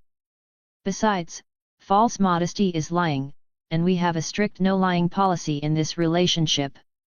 Well, except when we're lying to authority figures, villains, or people who ask stupid questions. But never to each other. How romantic, Phoenix said, but she was smiling as she said it. Their first encounter came in the form of a convenience store robbery in Queens. 3 men with guns, one terrified clerk who was probably wondering if the part-time job at the 7-Eleven was really worth this kind of excitement, and the kind of situation that appeared in superhero training manuals under basic scenarios that will definitely go wrong somehow but we're going to pretend they won't. Ice Queen struck first, because she was Daphne Greengrass and she didn't believe in letting other people have the first move in anything. Her cryokinesis turned the sidewalk outside the store into something that belonged in an Olympic ice skating rink designed by someone with a serious grudge against the laws of friction. The would-be robbers stumbled out of the store directly into a winter wonderland that had appeared from absolutely nowhere, their guns clattering across ice that was approximately as forgiving as a glacier made of pure karma. Gentlemen! Marauder called out as he dropped from the sky like a crimson and gold meteor with a flair for dramatic timing. His magic lashed out in precise strikes that disarmed the remaining gunman and sent him sliding across the ice to join his companions in what was rapidly becoming an impromptu hockey rink without the hockey sticks or any of the rules. I believe you've made some questionable life choices this evening. Who the hell are you supposed to be? One of the robbers demanded, trying unsuccessfully to stand up on ice that had apparently been designed by someone who thought the laws of physics were more like gentle suggestions that could be ignored when inconvenient. We, Veritas said pleasantly, her wand producing restraints that looked like they had been borrowed from a very expensive specialty shop with excellent taste in magical accessories, are the people who are about to make you seriously reconsider your career path and possibly your life philosophy in general. Phoenix floated down with the kind of serene grace that made Renaissance painters weep with professional envy, her telekinesis ensuring that the robbers stayed exactly where she wanted them, which was flat on their backs on the ice, staring up at four costumed teenagers who looked like they had stepped out of someone's fever dreams about what superheroes should look like if they had unlimited budgets and really good fashion sense. "The police will be here in approximately 3 minutes and 47 seconds, Phoenix announced, her voice carrying the kind of certainty that suggested she had either looked into the future or had hacked the NYPD dispatch system. "Possibly both. I suggest you use that time to contemplate the choices that led you to this moment and perhaps consider alternative career paths that don't involve pointing weapons at innocent people." "This is insane," the lead robber muttered, his breath creating little puffs of vapor in the suddenly frigid air. "You're just kids. Kids with superpowers, excellent training, and flexible moral guidelines when it comes to people who threaten innocent civilians," Ice Queen corrected sweetly, her eyes spreading across the storefront in patterns that looked like abstract art designed by someone with serious control issues and an advanced degree in making things beautiful and terrifying at the same time. "Besides," Marauder added, his grin visible even through the magical obscurement that shadowed his features, "we're not just kids. We're kids with superpowers, trust issues, and a curfew that we're already breaking. Do you have any idea how dangerous that particular combination is? We literally have nothing to lose and everything to prove." The robbers exchanged glances that suggested they were beginning to understand exactly how comprehensively screwed they were, which showed more intelligence than most criminals displayed in these situations. "Look," the second robber said, his voice carrying the particular brand of desperation that came from realizing that your simple robbery had somehow turned into a superhero encounter, "we didn't hurt nobody, okay? We just needed some cash." "For what?" Veritas interrupted, her voice carrying genuine curiosity rather than judgment. "Medical bills? Debt collectors? Supporting a drug habit? Gambling debts? General poverty? Misguided attempts to impress girlfriends with expensive gifts?" "Does it matter?" the robber asked. "Actually, yes," Phoenix said, tilting her head in a way that made her red hair catch the light from the store's neon signs. "It matters quite a bit. Intent matters. Circumstances matter. The difference between someone who robs a store because they're evil and someone who robs a store because they're desperate is significant." "We're not evil," the third robber said quietly. "We're just broke. And stupid. Mostly stupid." "Well," Marauder said thoughtfully, "we can work with stupid. Evil is trickier, but stupid just requires education and better decision-making skills." In the distance, the sound of sirens was growing closer, and the four teenage superheroes exchanged glances that carried entire conversations about justice, mercy, and the complicated nature of right and wrong in a world that wasn't nearly as simple as comic books made it seem. "Here's what's going to happen," Veritas said, her voice taking on the authoritative tone that made professors and authority figures everywhere sit up and pay attention. "You're going to surrender peacefully to the police. You're going to cooperate fully with their investigation. And you're going to seriously consider whether there might be legal ways to solve whatever financial problems led you to this moment." "And if we do that?" the lead robber asked. "Then maybe," Ice Queen said, her eyes beginning to recede slightly, "someone might look into making sure you have better options than robbing convenience stores. No promises, but possibilities." The police cars were rounding the corner now, their red and blue lights painting the ice-covered sidewalk in patriotic colors that seemed somehow appropriate for the moment. "Remember," Marauder called out as the four figures began to fade back into the shadows, "crime doesn't pay. But apparently, fighting crime comes with excellent benefits and really cool costumes." And with that, they were gone, leaving behind three very confused robbers, one very relieved store clerk, and several police officers who were going to have a very interesting time trying to figure out exactly what had happened and whether they needed to update their incident report forms to include categories for mysterious teenage superheroes and weaponized ice skating rinks. Their second encounter was a mugging in Central Park, two men with knives cornering a woman who had made the mistake of taking a shortcut through a park in a city that pretended to be civilized but was really just organized chaos with better public transportation and more expensive coffee. This time, Veritas took point, appearing behind the muggers like she had teleported there from a dimension where justice came with a side of creative hexwork and really good timing. "Excuse me, gentlemen," Veritas said politely, her voice carrying the kind of cultured accent that suggested she had been raised by librarians who specialized in creative violence and proper grammar, "but I believe you're bothering this nice lady, and that's simply not acceptable behavior in civilized society." The muggers spun around, their knives gleaming in the park's dim lighting. They were larger than the teenage girl facing them, more experienced in the ways of violence, and undoubtedly more dangerous in any conventional sense that didn't take into account magical education and really good reflexes. Unfortunately for them, Veritas had been trained by people who considered conventional to be a four-letter word and impossible to be a personal challenge. Her first hex turned one mugger's knife into a rubber chicken that squawked indignantly before attempting to fly away in a display that would have made poultry farmers everywhere question their understanding of how chickens were supposed to work. Her second hex sent the other mugger's weapon spinning through the air to embed itself in a nearby tree with the kind of precision that suggested she had been aiming for exactly that spot and had probably calculated the trajectory in her head while making it look effortless. "What in the first mugger began, staring at the rubber chicken that was now trying to roost in his hair.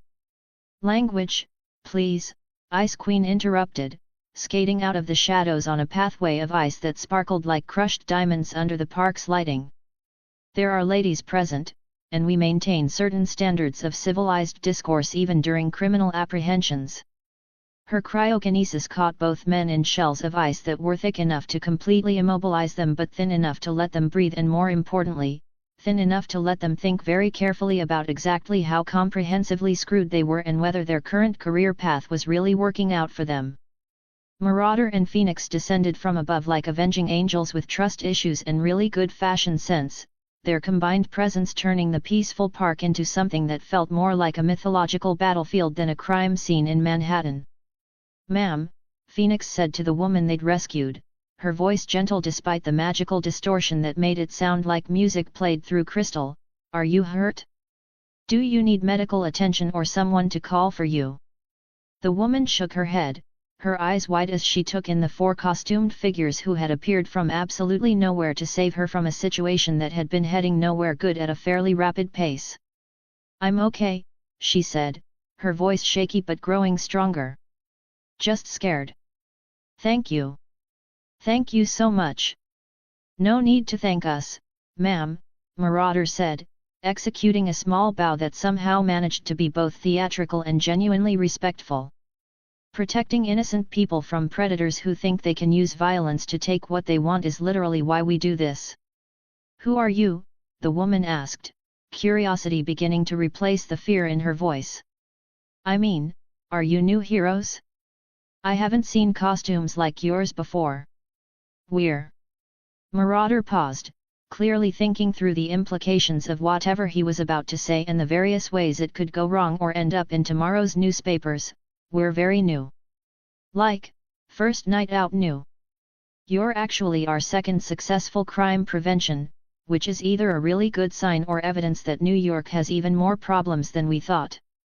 "New heroes," the woman said, and there was something like hope in her voice. "That's wonderful. We need more people like you." "People like us?" Ice Queen asked, genuinely curious. "People who show up," the woman said simply. "People who help." The four teenagers exchanged glances that carried entire conversations about responsibility, expectations, and the weight of other people's hopes. "We'll try to keep showing up," Phoenix promised, her voice carrying the kind of quiet conviction that made promises feel like sacred oaths. "Just maybe avoid the park after dark until we've had time to make it clear that this kind of behavior isn't acceptable," Veritas added practically. "We're planning to make some significant improvements to the local crime statistics." As the police sirens grew closer and the four figures began to fade back into the shadows, the woman called out after them. "What should I tell the police?" she asked. "What should I call you?"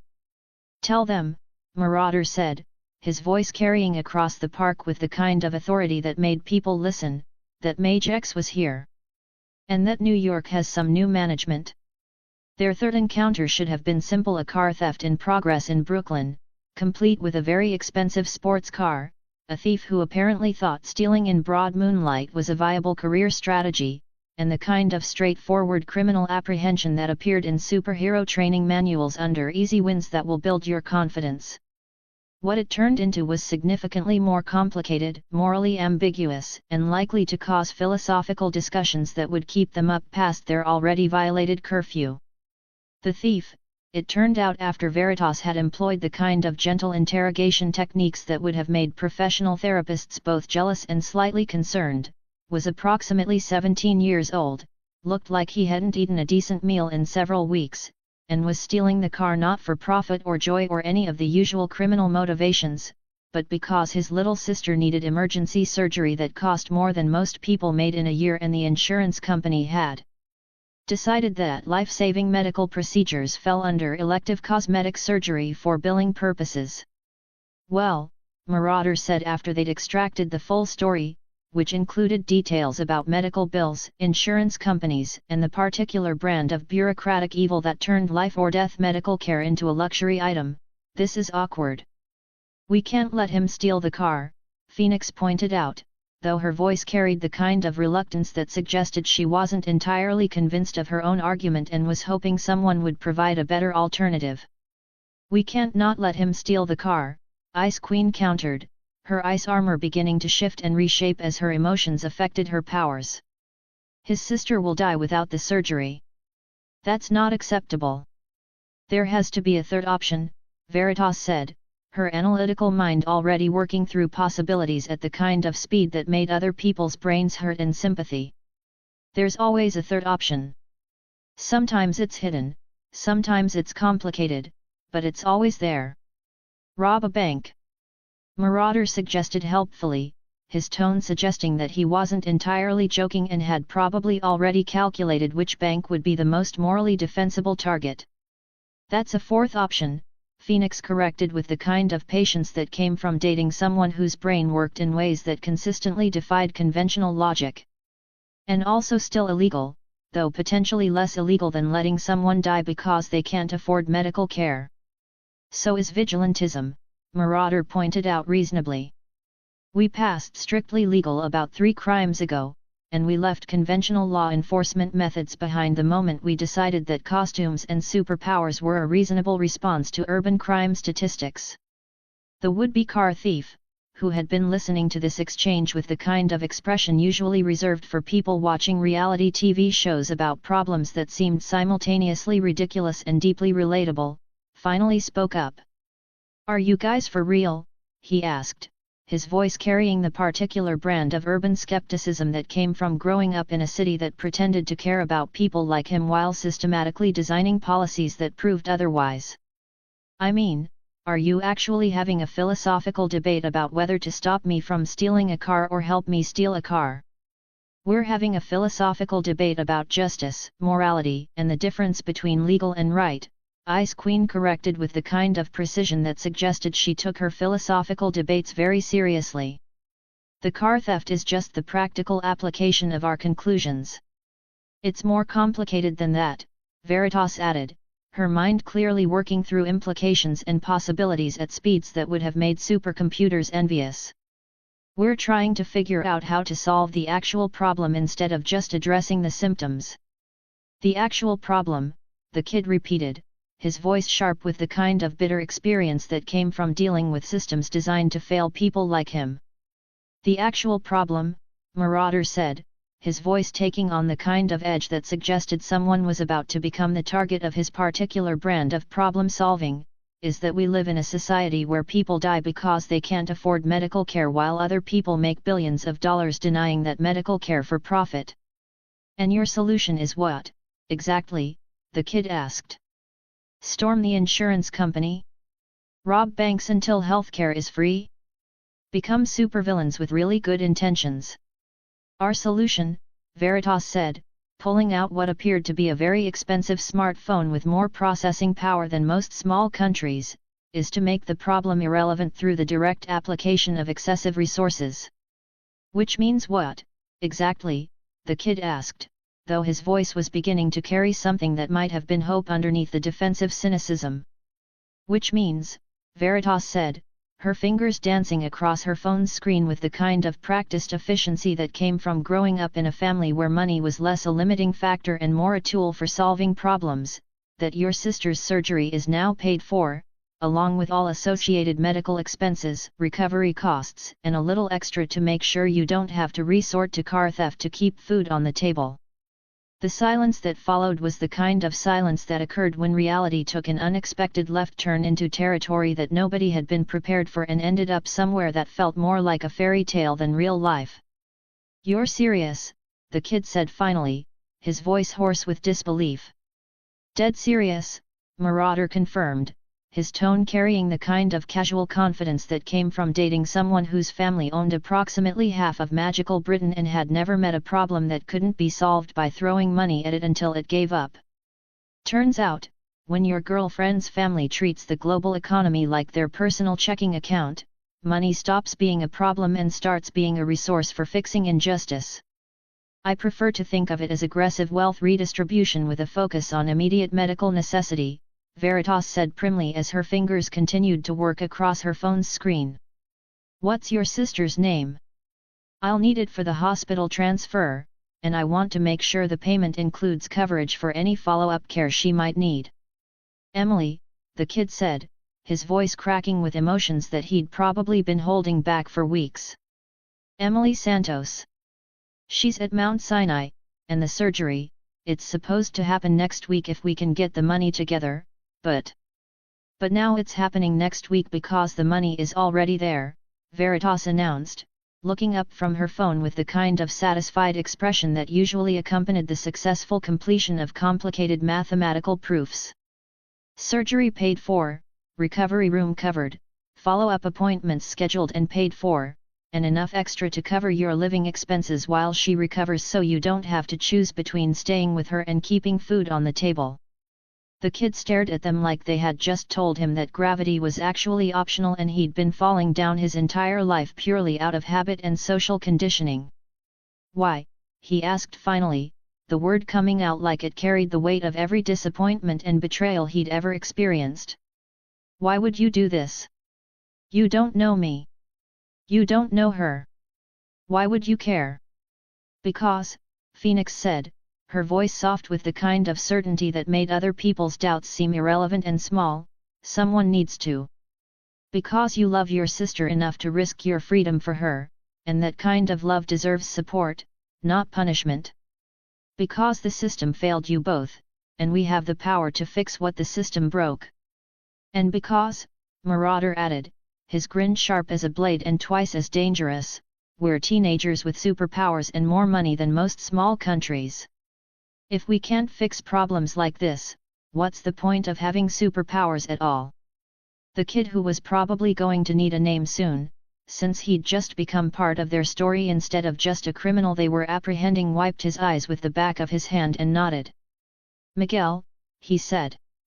"My name's Miguel Santos. And my sister, she's going to live."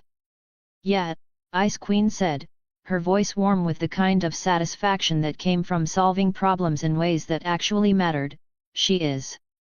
They were making their way back toward Manhattan, riding high on the success of a night that had included 3 successful crime interventions, 1 life-saving financial transfer, and 0 injuries to innocent bystanders or teenage vigilantes, when a figure in red and blue dropped out of the sky to land on a nearby fire escape with the kind of acrobatic grace that suggested years of practice and possibly some kind of supernatural enhancement. "Okay," the figure said, his voice carrying the particular brand of nervous energy that belonged to someone who was trying very hard to sound more confident than he actually felt. "I have to ask, and please don't take this the wrong way, but who exactly are you guys supposed to be? Because I've been keeping track of the superhero community in New York, and you're definitely not on my list." Spider-Man looked exactly like the photos in the Daily Bugle, assuming the Daily Bugle's photographers had suddenly developed the ability to capture the essence of kinetic energy and barely controlled chaos in still images. He was smaller than expected, not much bigger than Marauder, really, but he moved with the fluid confidence of someone who had spent years learning how to turn momentum into a superpower and had gotten really, really good at it. "We," Ice Queen said, her cryokinetic aura making the air around her shimmer with cold that seemed to respond to her emotions, "are the people who just prevented 3 crimes, paid for a kid's sister's life-saving surgery, and improved New York's crime statistics in ways that will probably show up in next month's police reports. Who are you supposed to be? The fashion police? Because if so, I have some serious questions about that color combination." "I'm Spider-Man," he said, as if that explained everything about jurisdiction, authority, and the proper protocols for teenage vigilantism in metropolitan areas. "And this is my city." "Your city?" Marauder repeated, his voice carrying dangerous levels of amusement and the kind of sharp edge that suggested someone was about to become the target of his particular brand of wit. "That's fascinating. I don't remember seeing your name on any of the property deeds, tax records, or municipal documentation. When exactly did you purchase New York? Because I'm pretty sure that kind of real estate transaction would have made the news." "It's not about ownership," Spider-Man protested, his posture shifting in ways that suggested he was beginning to realize this conversation wasn't going to go the way he'd planned. "It's about responsibility. I've been protecting New York for..." "How long?" Phoenix interrupted, her telekinetic senses already analyzing everything from his body language to his breathing patterns to the way he held himself when he thought he was being challenged. "A year? 2 years? You sound our age, which means you've been doing this for what, maybe 18 months? 2 years at the most." Spider-Man's posture shifted again, becoming more defensive in ways that suggested Phoenix had hit much closer to the mark than he was comfortable with anyone knowing. "Age doesn't matter," he said, though his voice carried the kind of uncertainty that suggested he wasn't entirely convinced of his own argument. "What matters is experience, training, and understanding how things work in this city. Experience like letting car thieves go because their sisters need surgery?" Veritas asked sweetly, her voice carrying the kind of innocent curiosity that was usually followed by devastating logical arguments. "Or experience like actually solving the underlying problem so the theft doesn't need to happen in the first place? Because I have to say, our approach seems significantly more effective." "That's not how the system works," Spider-Man said, though his voice carried the kind of frustration that suggested he'd had this exact argument with himself many times before. "You can't just throw money at problems and expect them to go away." "Why not?" Marauder asked, his tone suggesting genuine curiosity rather than mockery. "I mean, in this specific case, the problem was lack of money for medical care, and we solved it by providing money for medical care. The problem is now gone, the girl gets her surgery, and her brother doesn't have to become a criminal to save her life." "Which part of that equation is wrong, exactly?" "It's more complicated than that," Spider-Man insisted. "You can't just solve poverty by giving people money. You can't fix systemic problems with individual solutions. You can't." "Actually," Veritas interrupted, her voice taking on the kind of analytical tone that made professors sit up and pay attention, "you absolutely can solve individual cases of poverty by giving specific people money. You can't solve systemic poverty that way, but you can prevent specific people from dying because they can't afford medical care. And while you're saving lives on the individual level, you can also work on the systemic level to address root causes. But that's not how heroes are supposed to work." Spider-Man said, his voice rising with the kind of frustration that came from having fundamental assumptions challenged in ways that made them seem suddenly arbitrary. "Says who?" Ice Queen asked, her ice crystals beginning to form more complex patterns that suggested her emotions were affecting her powers in interesting ways. "Who exactly made the rule that heroes are supposed to let people suffer because fixing their problems might be too easy?" "It's not about being too easy," Spider-Man protested. "It's about not creating dependency," he finished, though the conviction in his voice was starting to fray at the edges, like a web stretched too thin. "Dependency?" Phoenix tilted her head, one eyebrow arched, arms folded. Her telekinetic field flared faintly in a shimmer of gold around her. So your idea of heroism is making sure people stay just desperate enough to need you again tomorrow? That's dark, Spider-Boy. It's Spider-Man, he shot back automatically, though the defensive bite had softened, replaced by something closer to doubt. Marauder clapped his hands together with mock solemnity. Well, Spider-Man, thank you for clarifying that your entire ethos is built on making sure people don't get too comfortable, lest you become irrelevant. Truly inspiring. Somebody get this guy a TED Talk. Ice Queen snorted softly, the temperature around her dropping a few more degrees as her lips curled into a cold smile. You think what we're doing is wrong because, what? It makes you look bad? Or because it makes you realize you could have been doing more this whole time?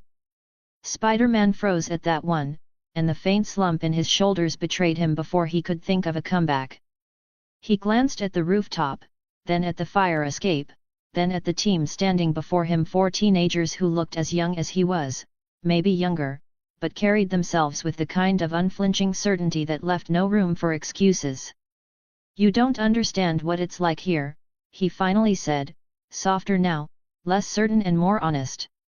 This city chews people up and spits them out. You can save 100 people today and wake up tomorrow to find 100 more who need saving.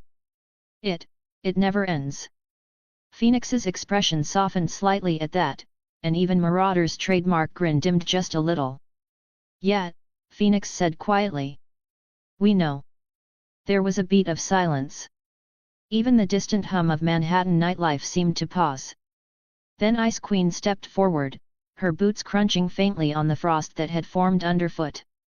She extended her hand toward Spider-Man, her breath clouding in the air between them. Good thing there are more of us now, she said simply. Spider-Man looked at her hand, then at the rest of them. He hesitated, then, finally, took it. The team didn't smile, not really. But something passed between them anyway, something that felt, in its own way, like progress. Okay, Spider-Man said at last, his voice almost steady. So, what do you call yourselves, anyway? Marauder grinned, all sharp edges and trouble again. Funny you should ask, he said. We're still workshopping it. But for now, you can call us, the people fixing your messes. Ice Queen rolled her eyes. Phoenix groaned. Veritas actually giggled. Spider-Man, though, just sighed and muttered into his mask. Why do I always find the snarky ones? And with that, the strange new alliance started walking toward the edge of the rooftop, ready to leap into another New York night. Chapter 76, Chapter 75. 20 minutes later, they were perched on the ledge of a 60-story building overlooking Central Park, like the world's most dangerous book club if book clubs involved dragon-hide armor, teenage superheroes, and enough magical firepower to level a small city block. Harry Potter codename Marauder was pretty sure this wasn't what normal 13-year-olds did on Christmas Eve. Then again, normal 13-year-olds didn't wear Ukrainian iron belly dragon-hide armor that cost more than most people's cars, and they definitely didn't fight crime with their 3 gorgeous, brilliant, and only occasionally terrifying fiancés who could freeze Manhattan, read minds, or convince you that up was actually down with nothing but logic and a really convincing argument. Not that Harry was complaining much. You know, Jean Grey said, unwrapping what appeared to be the architectural marvel of fast food engineering that was her Big Mac, I never thought I'd say this, but there's something deeply satisfying about eating McDonald's while wearing a superhero costume and sitting on a building ledge in the middle of the night. Her red hair caught the city lights like liquid fire, the kind of fire that could literally burn you alive if Jean was having a bad day and her phoenix powers decided to play up. When she looked at Harry with those expressive brown eyes that reminded him of melted chocolate and infinite possibilities, he felt his heart do something acrobatic that had nothing to do with his superhuman reflexes and everything to do with being hopelessly, ridiculously, catastrophically gone on Jean Grey. Which was probably why his brain decided this was the perfect moment to say something smooth and romantic. Maybe it's because you look absolutely stunning in that emerald bodysuit, Harry said, his voice carrying just enough of that gravelly distortion from his magical disguise to make it sound mysterious instead of like he was a 13-year-old boy whose voice hadn't finished changing yet. Or maybe it's because watching you eat fast food while casually defying several laws of physics with your telekinesis is the most attractive thing I've ever seen. Jean's cheeks turned the exact same shade as her hair, which was both adorable and concerning since her pyrokinetic abilities were directly tied to her emotional state. The last time she'd blushed that hard, she'd accidentally melted a water fountain. "Smooth, Potter," she said, but she was smiling as she said it, and her burger was now floating next to her head so she could eat hands-free. "Keep talking like that and I might actually start thinking you're mature enough for this whole superhero thing." "I am devastatingly mature," Harry protested, taking a massive bite of what appeared to be 3 different sandwiches somehow combined into one architecturally impossible creation that defied both physics and good taste. "I'm also devastatingly handsome, devastatingly clever, and devastatingly modest about all my devastating qualities." "Oh yes," Susan Bones said in that analytical way that made Harry want to kiss her brilliant brain and possibly propose marriage all over again, "you're practically the poster child for humility." Susan's red hair was more copper than Jean's flame, and when she got into professor mode like this, delicately extracting French fries from a container that had somehow survived their aerial journey without spilling a single potato while simultaneously analyzing Harry's personality flaws, he was reminded all over again why he'd fallen for the smartest witch in their year. Well, one of the smartest witches. Daphne was right there too, after all, and she had her own brand of terrifying intelligence that mostly involved knowing exactly how to destroy someone's entire existence with a single perfectly timed insult. The mundane activity juxtaposed against the extraordinary circumstances creates a cognitive dissonance that our brains interpret as novelty and therefore pleasure, Susan continued, because Susan loved explaining things the way other people loved breathing. Though I suspect Harry's right about the fast food tasting better when you're breaking approximately 23 federal regulations and at least 15 local building codes. Only 23 federal regulations? Daphne Greengrass asked, raising one perfectly sculpted eyebrow in the way that made fashion photographers weep with professional envy.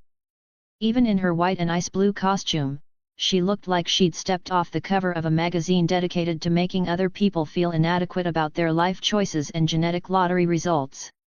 "Harry, darling, I'm disappointed. I counted at least 37, and that's just the ones I could identify without consulting my law books."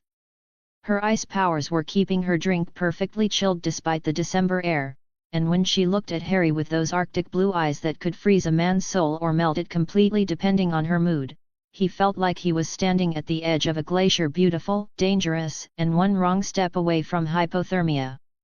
"My apologies, Ice Queen," Harry said with a grin that he knew made girls do stupid things like agree to marry him, apparently.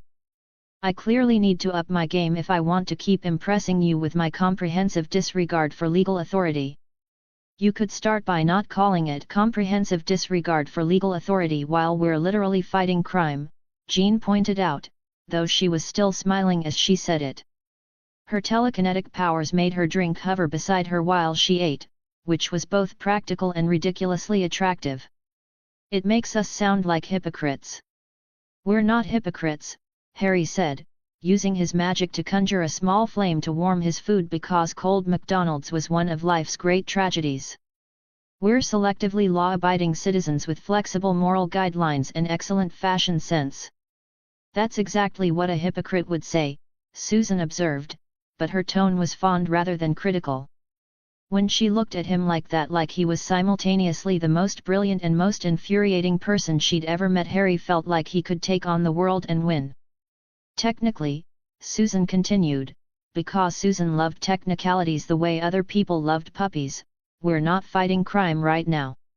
We're consuming processed food products of questionable nutritional value while engaging in aerial surveillance of potential criminal activity and discussing the philosophical implications of vigilante justice." "Both can be true," Daphne pointed out, her ice crystals beginning to form decorative patterns in the air around them like frozen fireworks. "Though I have to say, the view makes up for the questionable nutritional choices and the existential crisis about our moral compass. She wasn't wrong. Central Park spread out below them like a dark ocean dotted with islands of light, and at its heart stood the Christmas tree, a towering evergreen decorated with thousands of lights that turned it into something that belonged in fairy tales rather than Manhattan reality. The tree seemed to glow with its own inner light, casting everything around it in warm golden hues that made the winter night feel less like an endurance test and more like a celebration of everything good in the world. Every year, Jean said softly, her voice carrying the kind of wonder that survived despite everything she'd seen and done, every year since I was little, my mom would bring me to see the Christmas tree. Even when everything else was chaos, even when my powers were first manifesting and I was accidentally setting things on fire just by thinking about them too hard, we'd come here on Christmas Eve and just look at it. Her voice went quiet at the end, the way it always did when she talked about her childhood. Growing up as a mutant wasn't exactly a party, especially when your powers included accidentally reading people's minds and occasionally setting things on fire when you got emotional. Harry had learned to recognize that particular tone. It meant Jean was remembering something that hurt, but also something that mattered. "It's beautiful," he said, and for once his voice carried no trace of sarcasm or wit, just genuine appreciation for something that managed to be magical without involving actual magic. "There's something about it that makes the whole city feel more hopeful, I suppose. Like maybe all the chaos and noise and problems are just temporary, and underneath it all there's still something worth protecting." He reached over and took Jean's hand, squeezing gently. Her skin was warm, always warm, because of the phoenix force that lived inside her like a sleeping dragon made of fire and starlight. "That's disgustingly sentimental," Daphne said, but her tone was fond rather than mocking, and her ice crystals were forming patterns that looked suspiciously like snowflakes and stars and tiny frozen hearts. "I didn't know you had it in you, Potter." "I contain multitudes," Harry replied, stealing a line from some dead poet he'd read in literature class. "I'm sentimental, devastatingly attractive, occasionally capable of profound insights about the human condition, and modest to a fault." "Don't forget delusional about his own modesty," Susan added dryly, though she was leaning against his shoulder in a way that made their magical auras flicker and dance together like visible music. "That's definitely one of your more prominent character traits." "Modesty is overrated," Harry said, wrapping his free arm around Susan while Jean leaned into his other side and Daphne claimed the spot across from them, her legs dangling over the edge like she was sitting in a particularly dangerous but stylish chair. "Besides, false modesty is lying, and we have a strict no-lying policy in this relationship." "Except when we're lying to authority figures," Jean pointed out, her telekinetic powers making her leftover fries dance in the air like tiny acrobats. "Or villains," Susan added, because Susan loved being thorough about their moral guidelines. "Or people who ask stupid questions," Daphne finished, her ice crystals now forming what appeared to be a frozen sculpture of the four of them sitting together. "Or anyone who works for the government, really.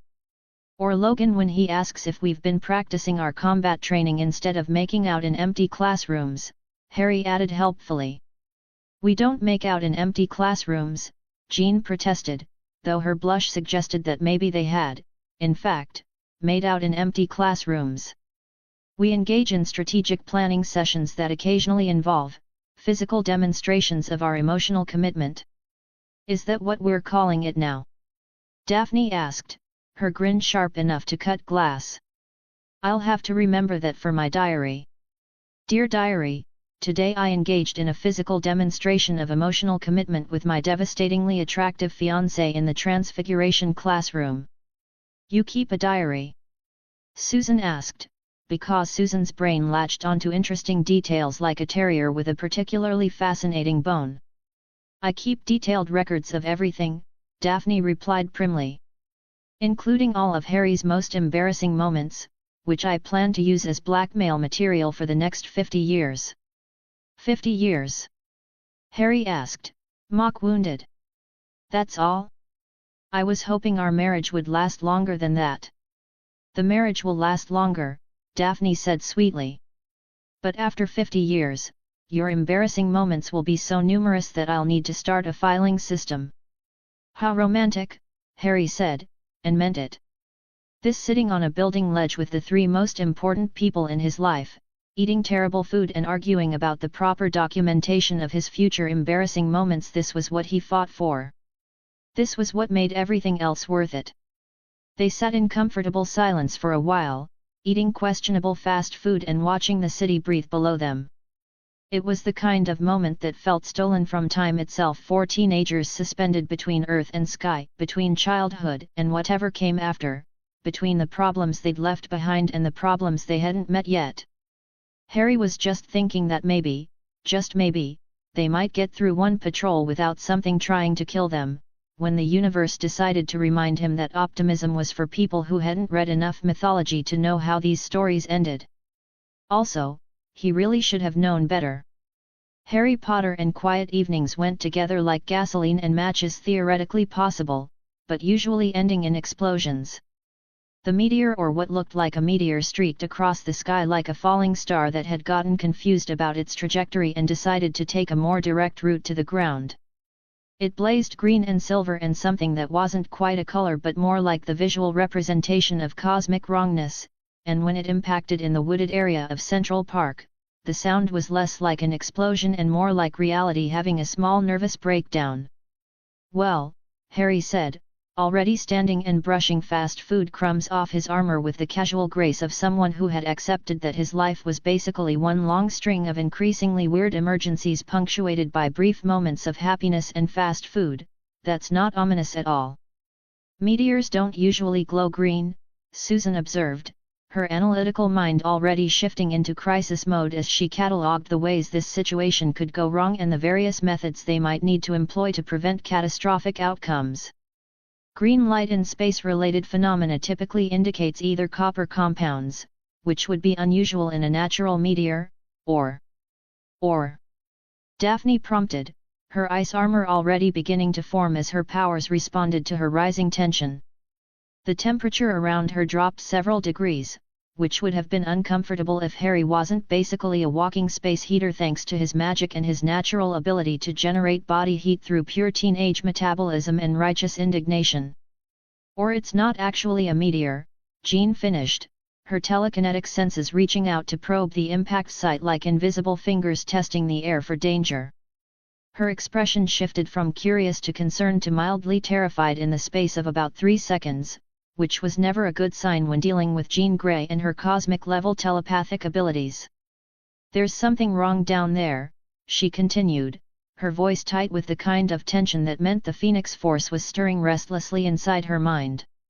"Something that feels alive. And angry. And really, really hungry for something that I really don't think we want to give it."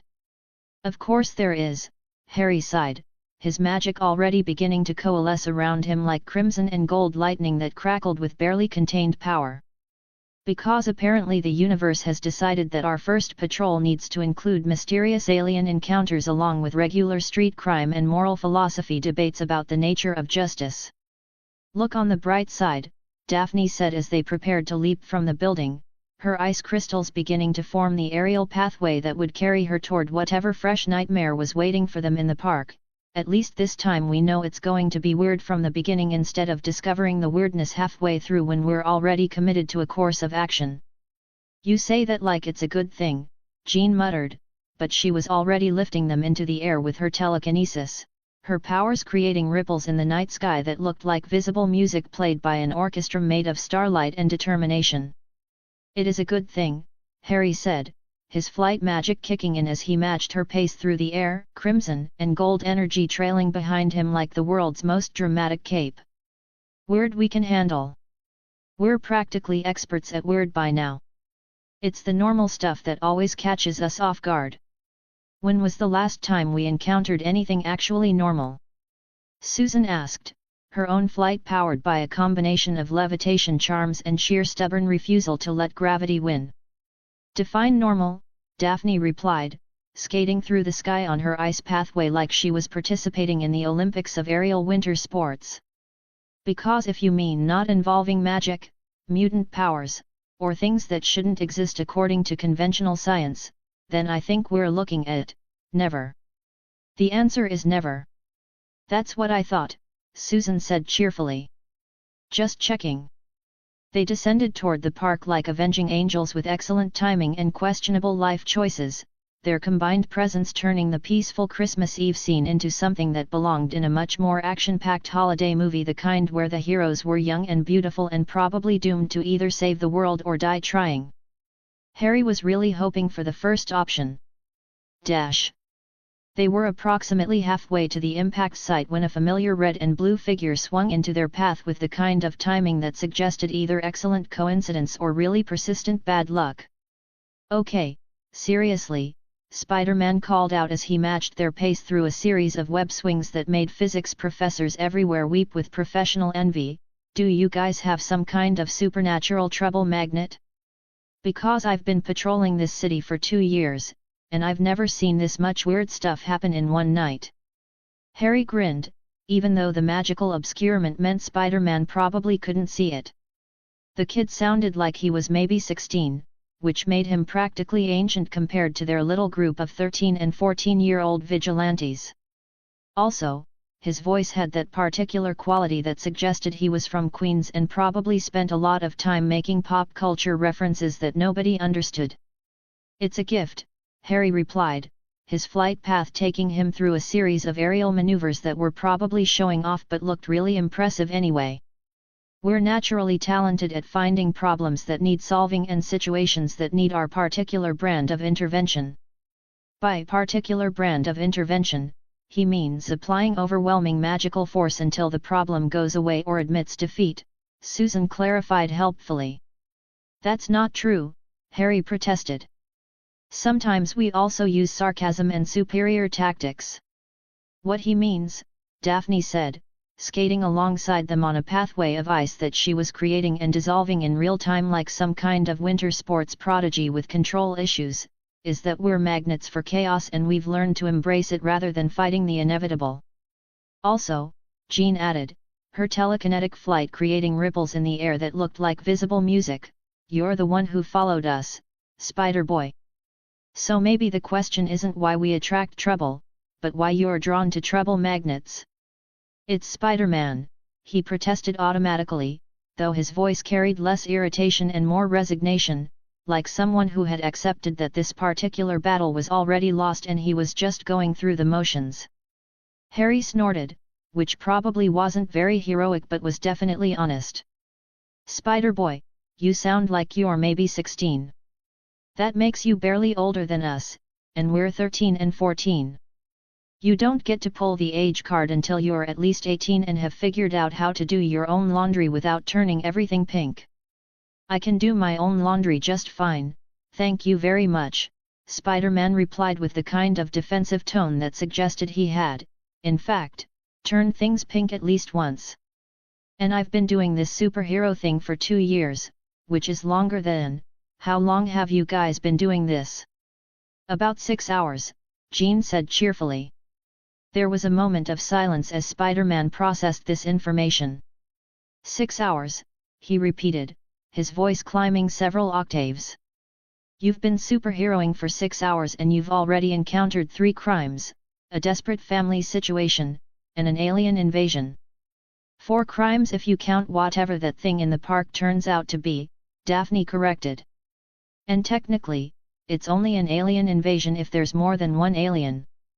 Right now it's more like an alien visitation. A very dramatic, possibly hostile alien visitation." "That's not better," Spider-Man said weakly. "I'll consider upgrading you to Spider-Man when you prove you can keep up," Daphne replied sweetly, her ice crystals catching the park's lighting like scattered diamonds.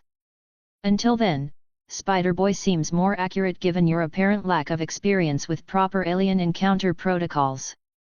"We have alien encounter protocols?" Susan asked, genuinely curious. "We do now," Harry said. "Step 1, identify the alien. Step 2, determine if it's hostile. Step 3, if it's hostile, apply overwhelming force until it's not hostile anymore. Step 4, if that doesn't work, call for backup and / or start saying our prayers. That's a terrible protocol, Spider-Man said. You got a better one, Spider-Boy? Harry asked. Well, no, Spider-Man admitted. But I feel like there should be more steps. Like, maybe some negotiation? Or calling the Avengers. The Avengers are busy, Jean said. And from what I'm sensing down there, I don't think this is the kind of problem that responds well to negotiation. What kind of problem does it respond to? Spider-Man asked. The kind that involves a lot of fire and loud noises, Jean replied grimly. I can do loud noises, Susan said helpfully. I have a spell that sounds like every car alarm in Manhattan going off at once. And I can definitely do fire, Jean added, small flames beginning to dance around her fingers like tiny phoenixes. I can provide the ice for contrast, Daphne said. You know, temperature shock. Very effective against most biological systems. And I can provide the devastating good looks and witty commentary, Harry finished. It's a well-rounded team. Your egos are showing again, Spider-Man said, but his tone suggested he was starting to find them amusing rather than annoying. Good, all four of them said simultaneously. The impact site, when they reached it, looked like someone had taken a perfectly normal section of Central Park and decided to redecorate it using a combination of science fiction special effects and pure nightmare fuel mixed with the kind of cosmic horror that made people question their life choices and the benevolence of the universe. The crater was approximately 15 feet across and glowed with the same green-silver light they'd seen during the meteor's descent. But more concerning than the crater itself was what was climbing out of it, a mass of liquid shadow that moved like oil but reflected light like metal, flowing and shifting and reaching out with pseudopods that seemed to be testing the air for something specific. That, Susan said with the kind of scientific fascination that usually preceded very bad decisions and breakthrough discoveries in equal measure, is definitely not a meteor. No kidding, Nancy Drew, Spider-Man replied, his web shooters already armed and his body language shifting into combat-ready positioning. Any idea what it actually is? Harry bit back a laugh. Spider-Boy had sass. He could respect that, even if the kid's costume looked like it had been designed by someone who thought primary colors were the height of fashion sophistication. Some kind of symbiotic organism, Jean said, her telepathic senses recoiling from contact with whatever passed for the creature's mind like she'd touched something made of pure hunger and malevolence. It's hungry. And looking for a host. Something that can provide it with the specific kind of biochemical energy it needs to survive. Wonderful, Daphne said, her ice armor thickening as she prepared for combat. The temperature around her dropped another 10 degrees, and frost began forming on the nearby trees in patterns that looked like abstract art designed by someone with serious control issues and an advanced degree in making winter look beautiful and terrifying at the same time. Alien parasites. Just what our Christmas Eve was missing. I thought you said it was an alien visitation, Susan pointed out. It was an alien visitation, Daphne replied. Now it's an alien parasite situation. The classification changed when it started looking for hosts. Does anyone else feel like we should have studied more xenobiology? Harry asked. We're 13 and 14 years old, Jean pointed out. I don't think xenobiology is usually part of the curriculum until graduate school. Maybe it should be, Harry muttered. Seems like the kind of thing that would be useful in our line of work. As if summoned by their discussion of its biological classification, a bat fluttered down from the trees above, probably curious about the unusual light source, or possibly just having really terrible timing when it came to choosing safe places to investigate strange glowing craters that had appeared out of nowhere. The symbiote moved like liquid lightning, flowing up from the crater to envelop the bat before any of them could react. The transformation was immediate and horrifying. The small, harmless creature expanded and twisted, growing to the size of a small aircraft while maintaining the basic bat anatomy but adding features that belonged in paleontological nightmares rather than modern New York. Well, Harry said, magic already crackling around his hands like crimson and gold electricity that tasted like cinnamon and smelled like ozone. That's significantly worse than a regular meteor would have been. You think? Spider-Man asked sarcastically. The creature, it was definitely a creature now, rather than just a bat with unusual size issues, let out a shriek that sounded like metal tearing combined with the death screams of every horror movie victim who had ever made poor life choices in abandoned buildings. Right, Spider-Man said, his voice carrying the kind of grim determination that came from dealing with situations that were way above his pay grade on a regular basis. Standard protocol for giant monster encounters: keep it away from civilians, find its weakness, exploit that weakness until it stops being a problem. See? Harry said to the others. He does have some useful protocols. Don't let it go to your head, Spider-Boy, Daphne said sweetly. Sounds like a plan, Harry agreed, his magical aura flaring brighter as he prepared for combat. Any particular weaknesses we should be looking for? With symbiotes, Jean said, her telekinetic shields flaring to life as the creature turned its attention toward them. It's usually sound or heat. Sometimes both. The symbiotic bond is maintained through specific biochemical processes that can be disrupted by. Her explanation was cut off by the creature launching itself directly at them with the kind of speed that suggested it had excellent hearing and didn't appreciate being analyzed like a science project in front of its face. Harry moved to intercept it with the fluid grace of someone who had been training in combat since he could walk, his superhuman strength and reflexes allowing him to match the creature's speed while his agility let him twist away from claws that could have shredded steel like tissue paper.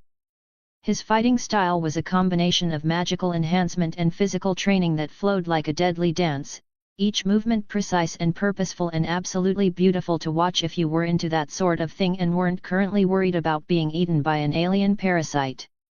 Spider-Man joined the aerial battle with his own brand of physics-defying acrobatics, his web shooters allowing him to swing and pivot around the creature while delivering strikes that would have incapacitated normal opponents.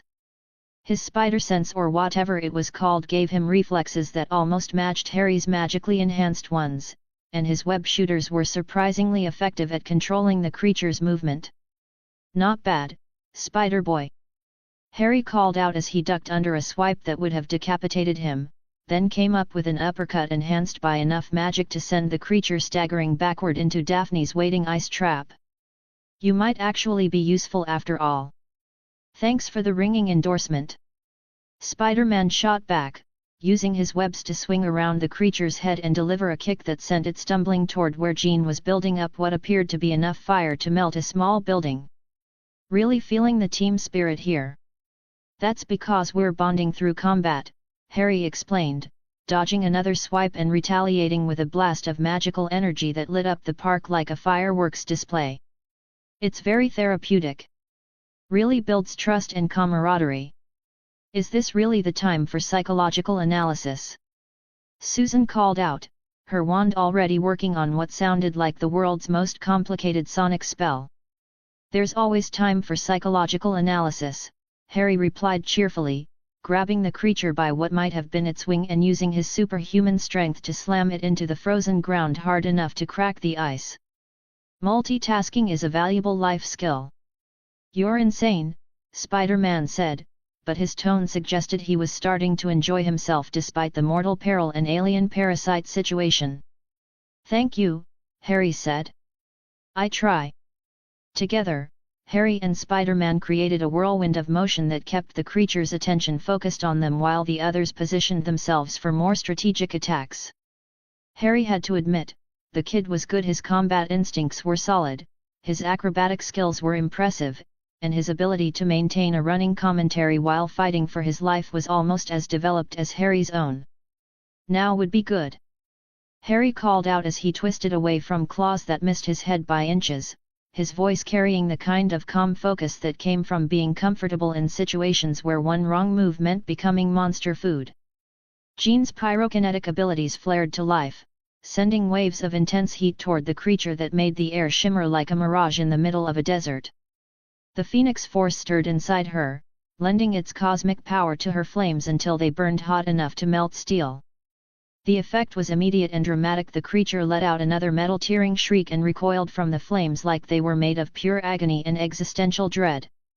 "Heat works," she announced, her flames dancing around her like she was conducting an orchestra made of fire and fury and cosmic justice. Harry's heart did that acrobatic thing again, because Jean Grey wielding cosmic fire with perfect control was basically the most attractive thing he'd ever seen, and he'd seen some pretty attractive things in his 13 years of life.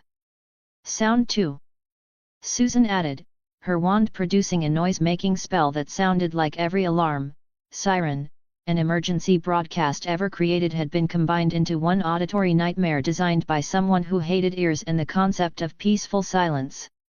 The creature writhed and twisted, its form becoming less solid and more liquid as the combination of heat and sound disrupted whatever biochemical processes held it together.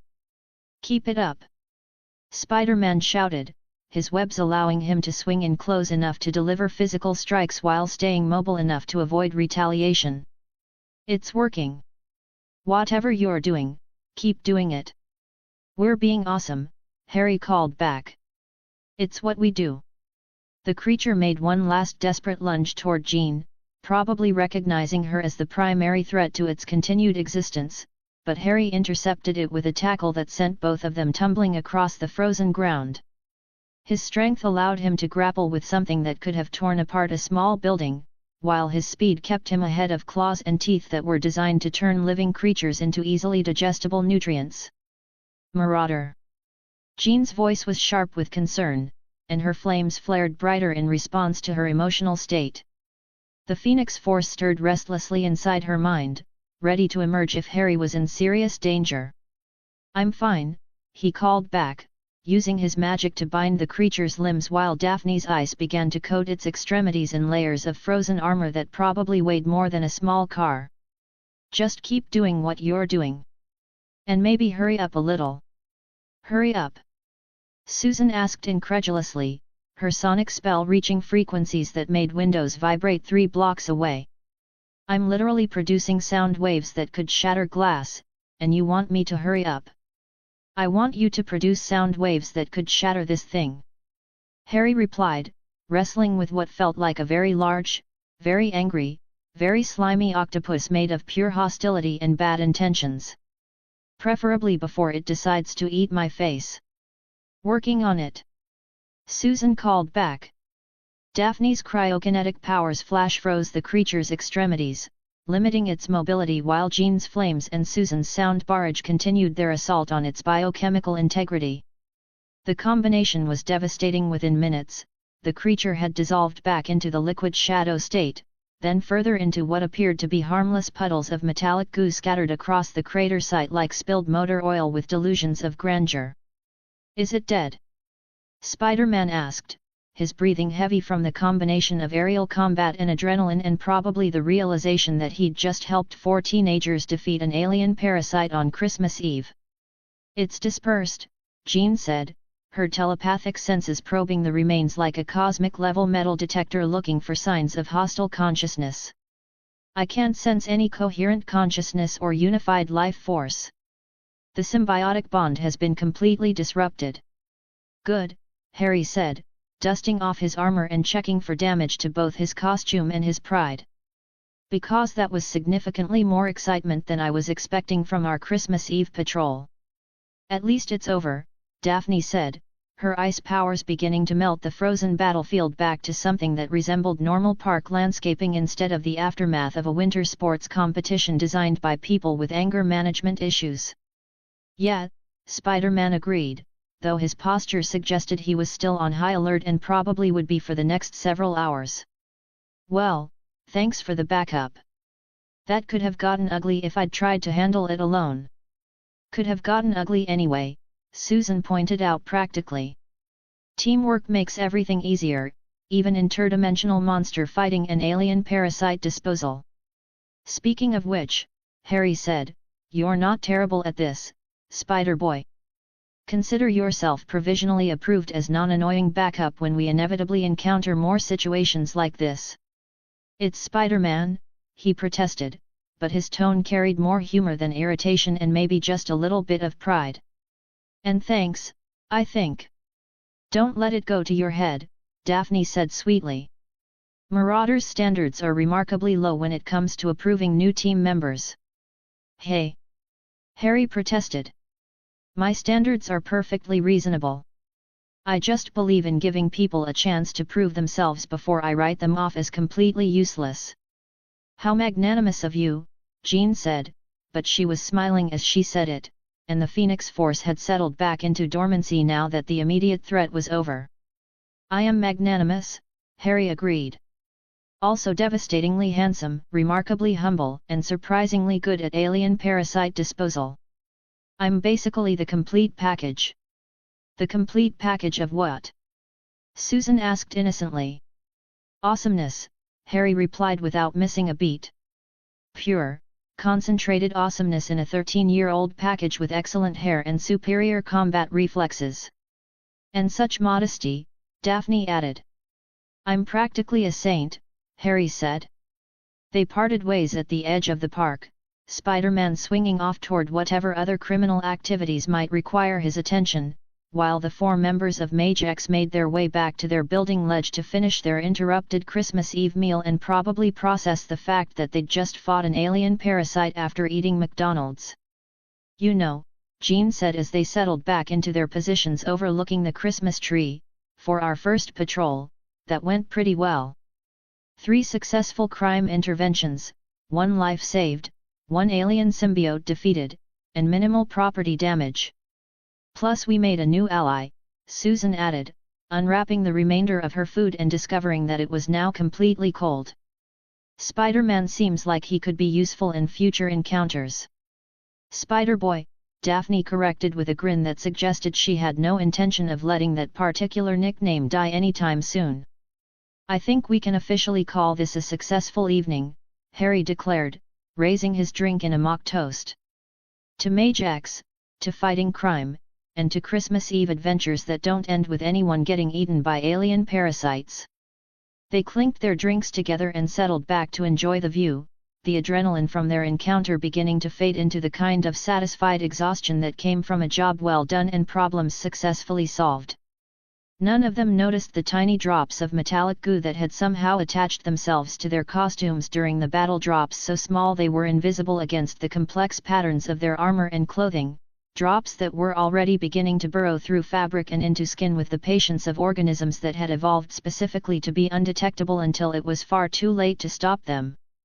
The Christmas tree continued to glow in the distance, its lights reflecting off the ice crystals in the air and the magical auras that surrounded the 4 young heroes. It was a perfect moment, peaceful and beautiful and full of hope for the future. Which, of course, was exactly when the real trouble was just beginning. But Harry Potter had never been one to worry about trouble that hadn't arrived yet. He had 3 gorgeous fiancées, superpowers, and a city full of problems that needed solving. Life was good. Even when it was about to get very, very complicated.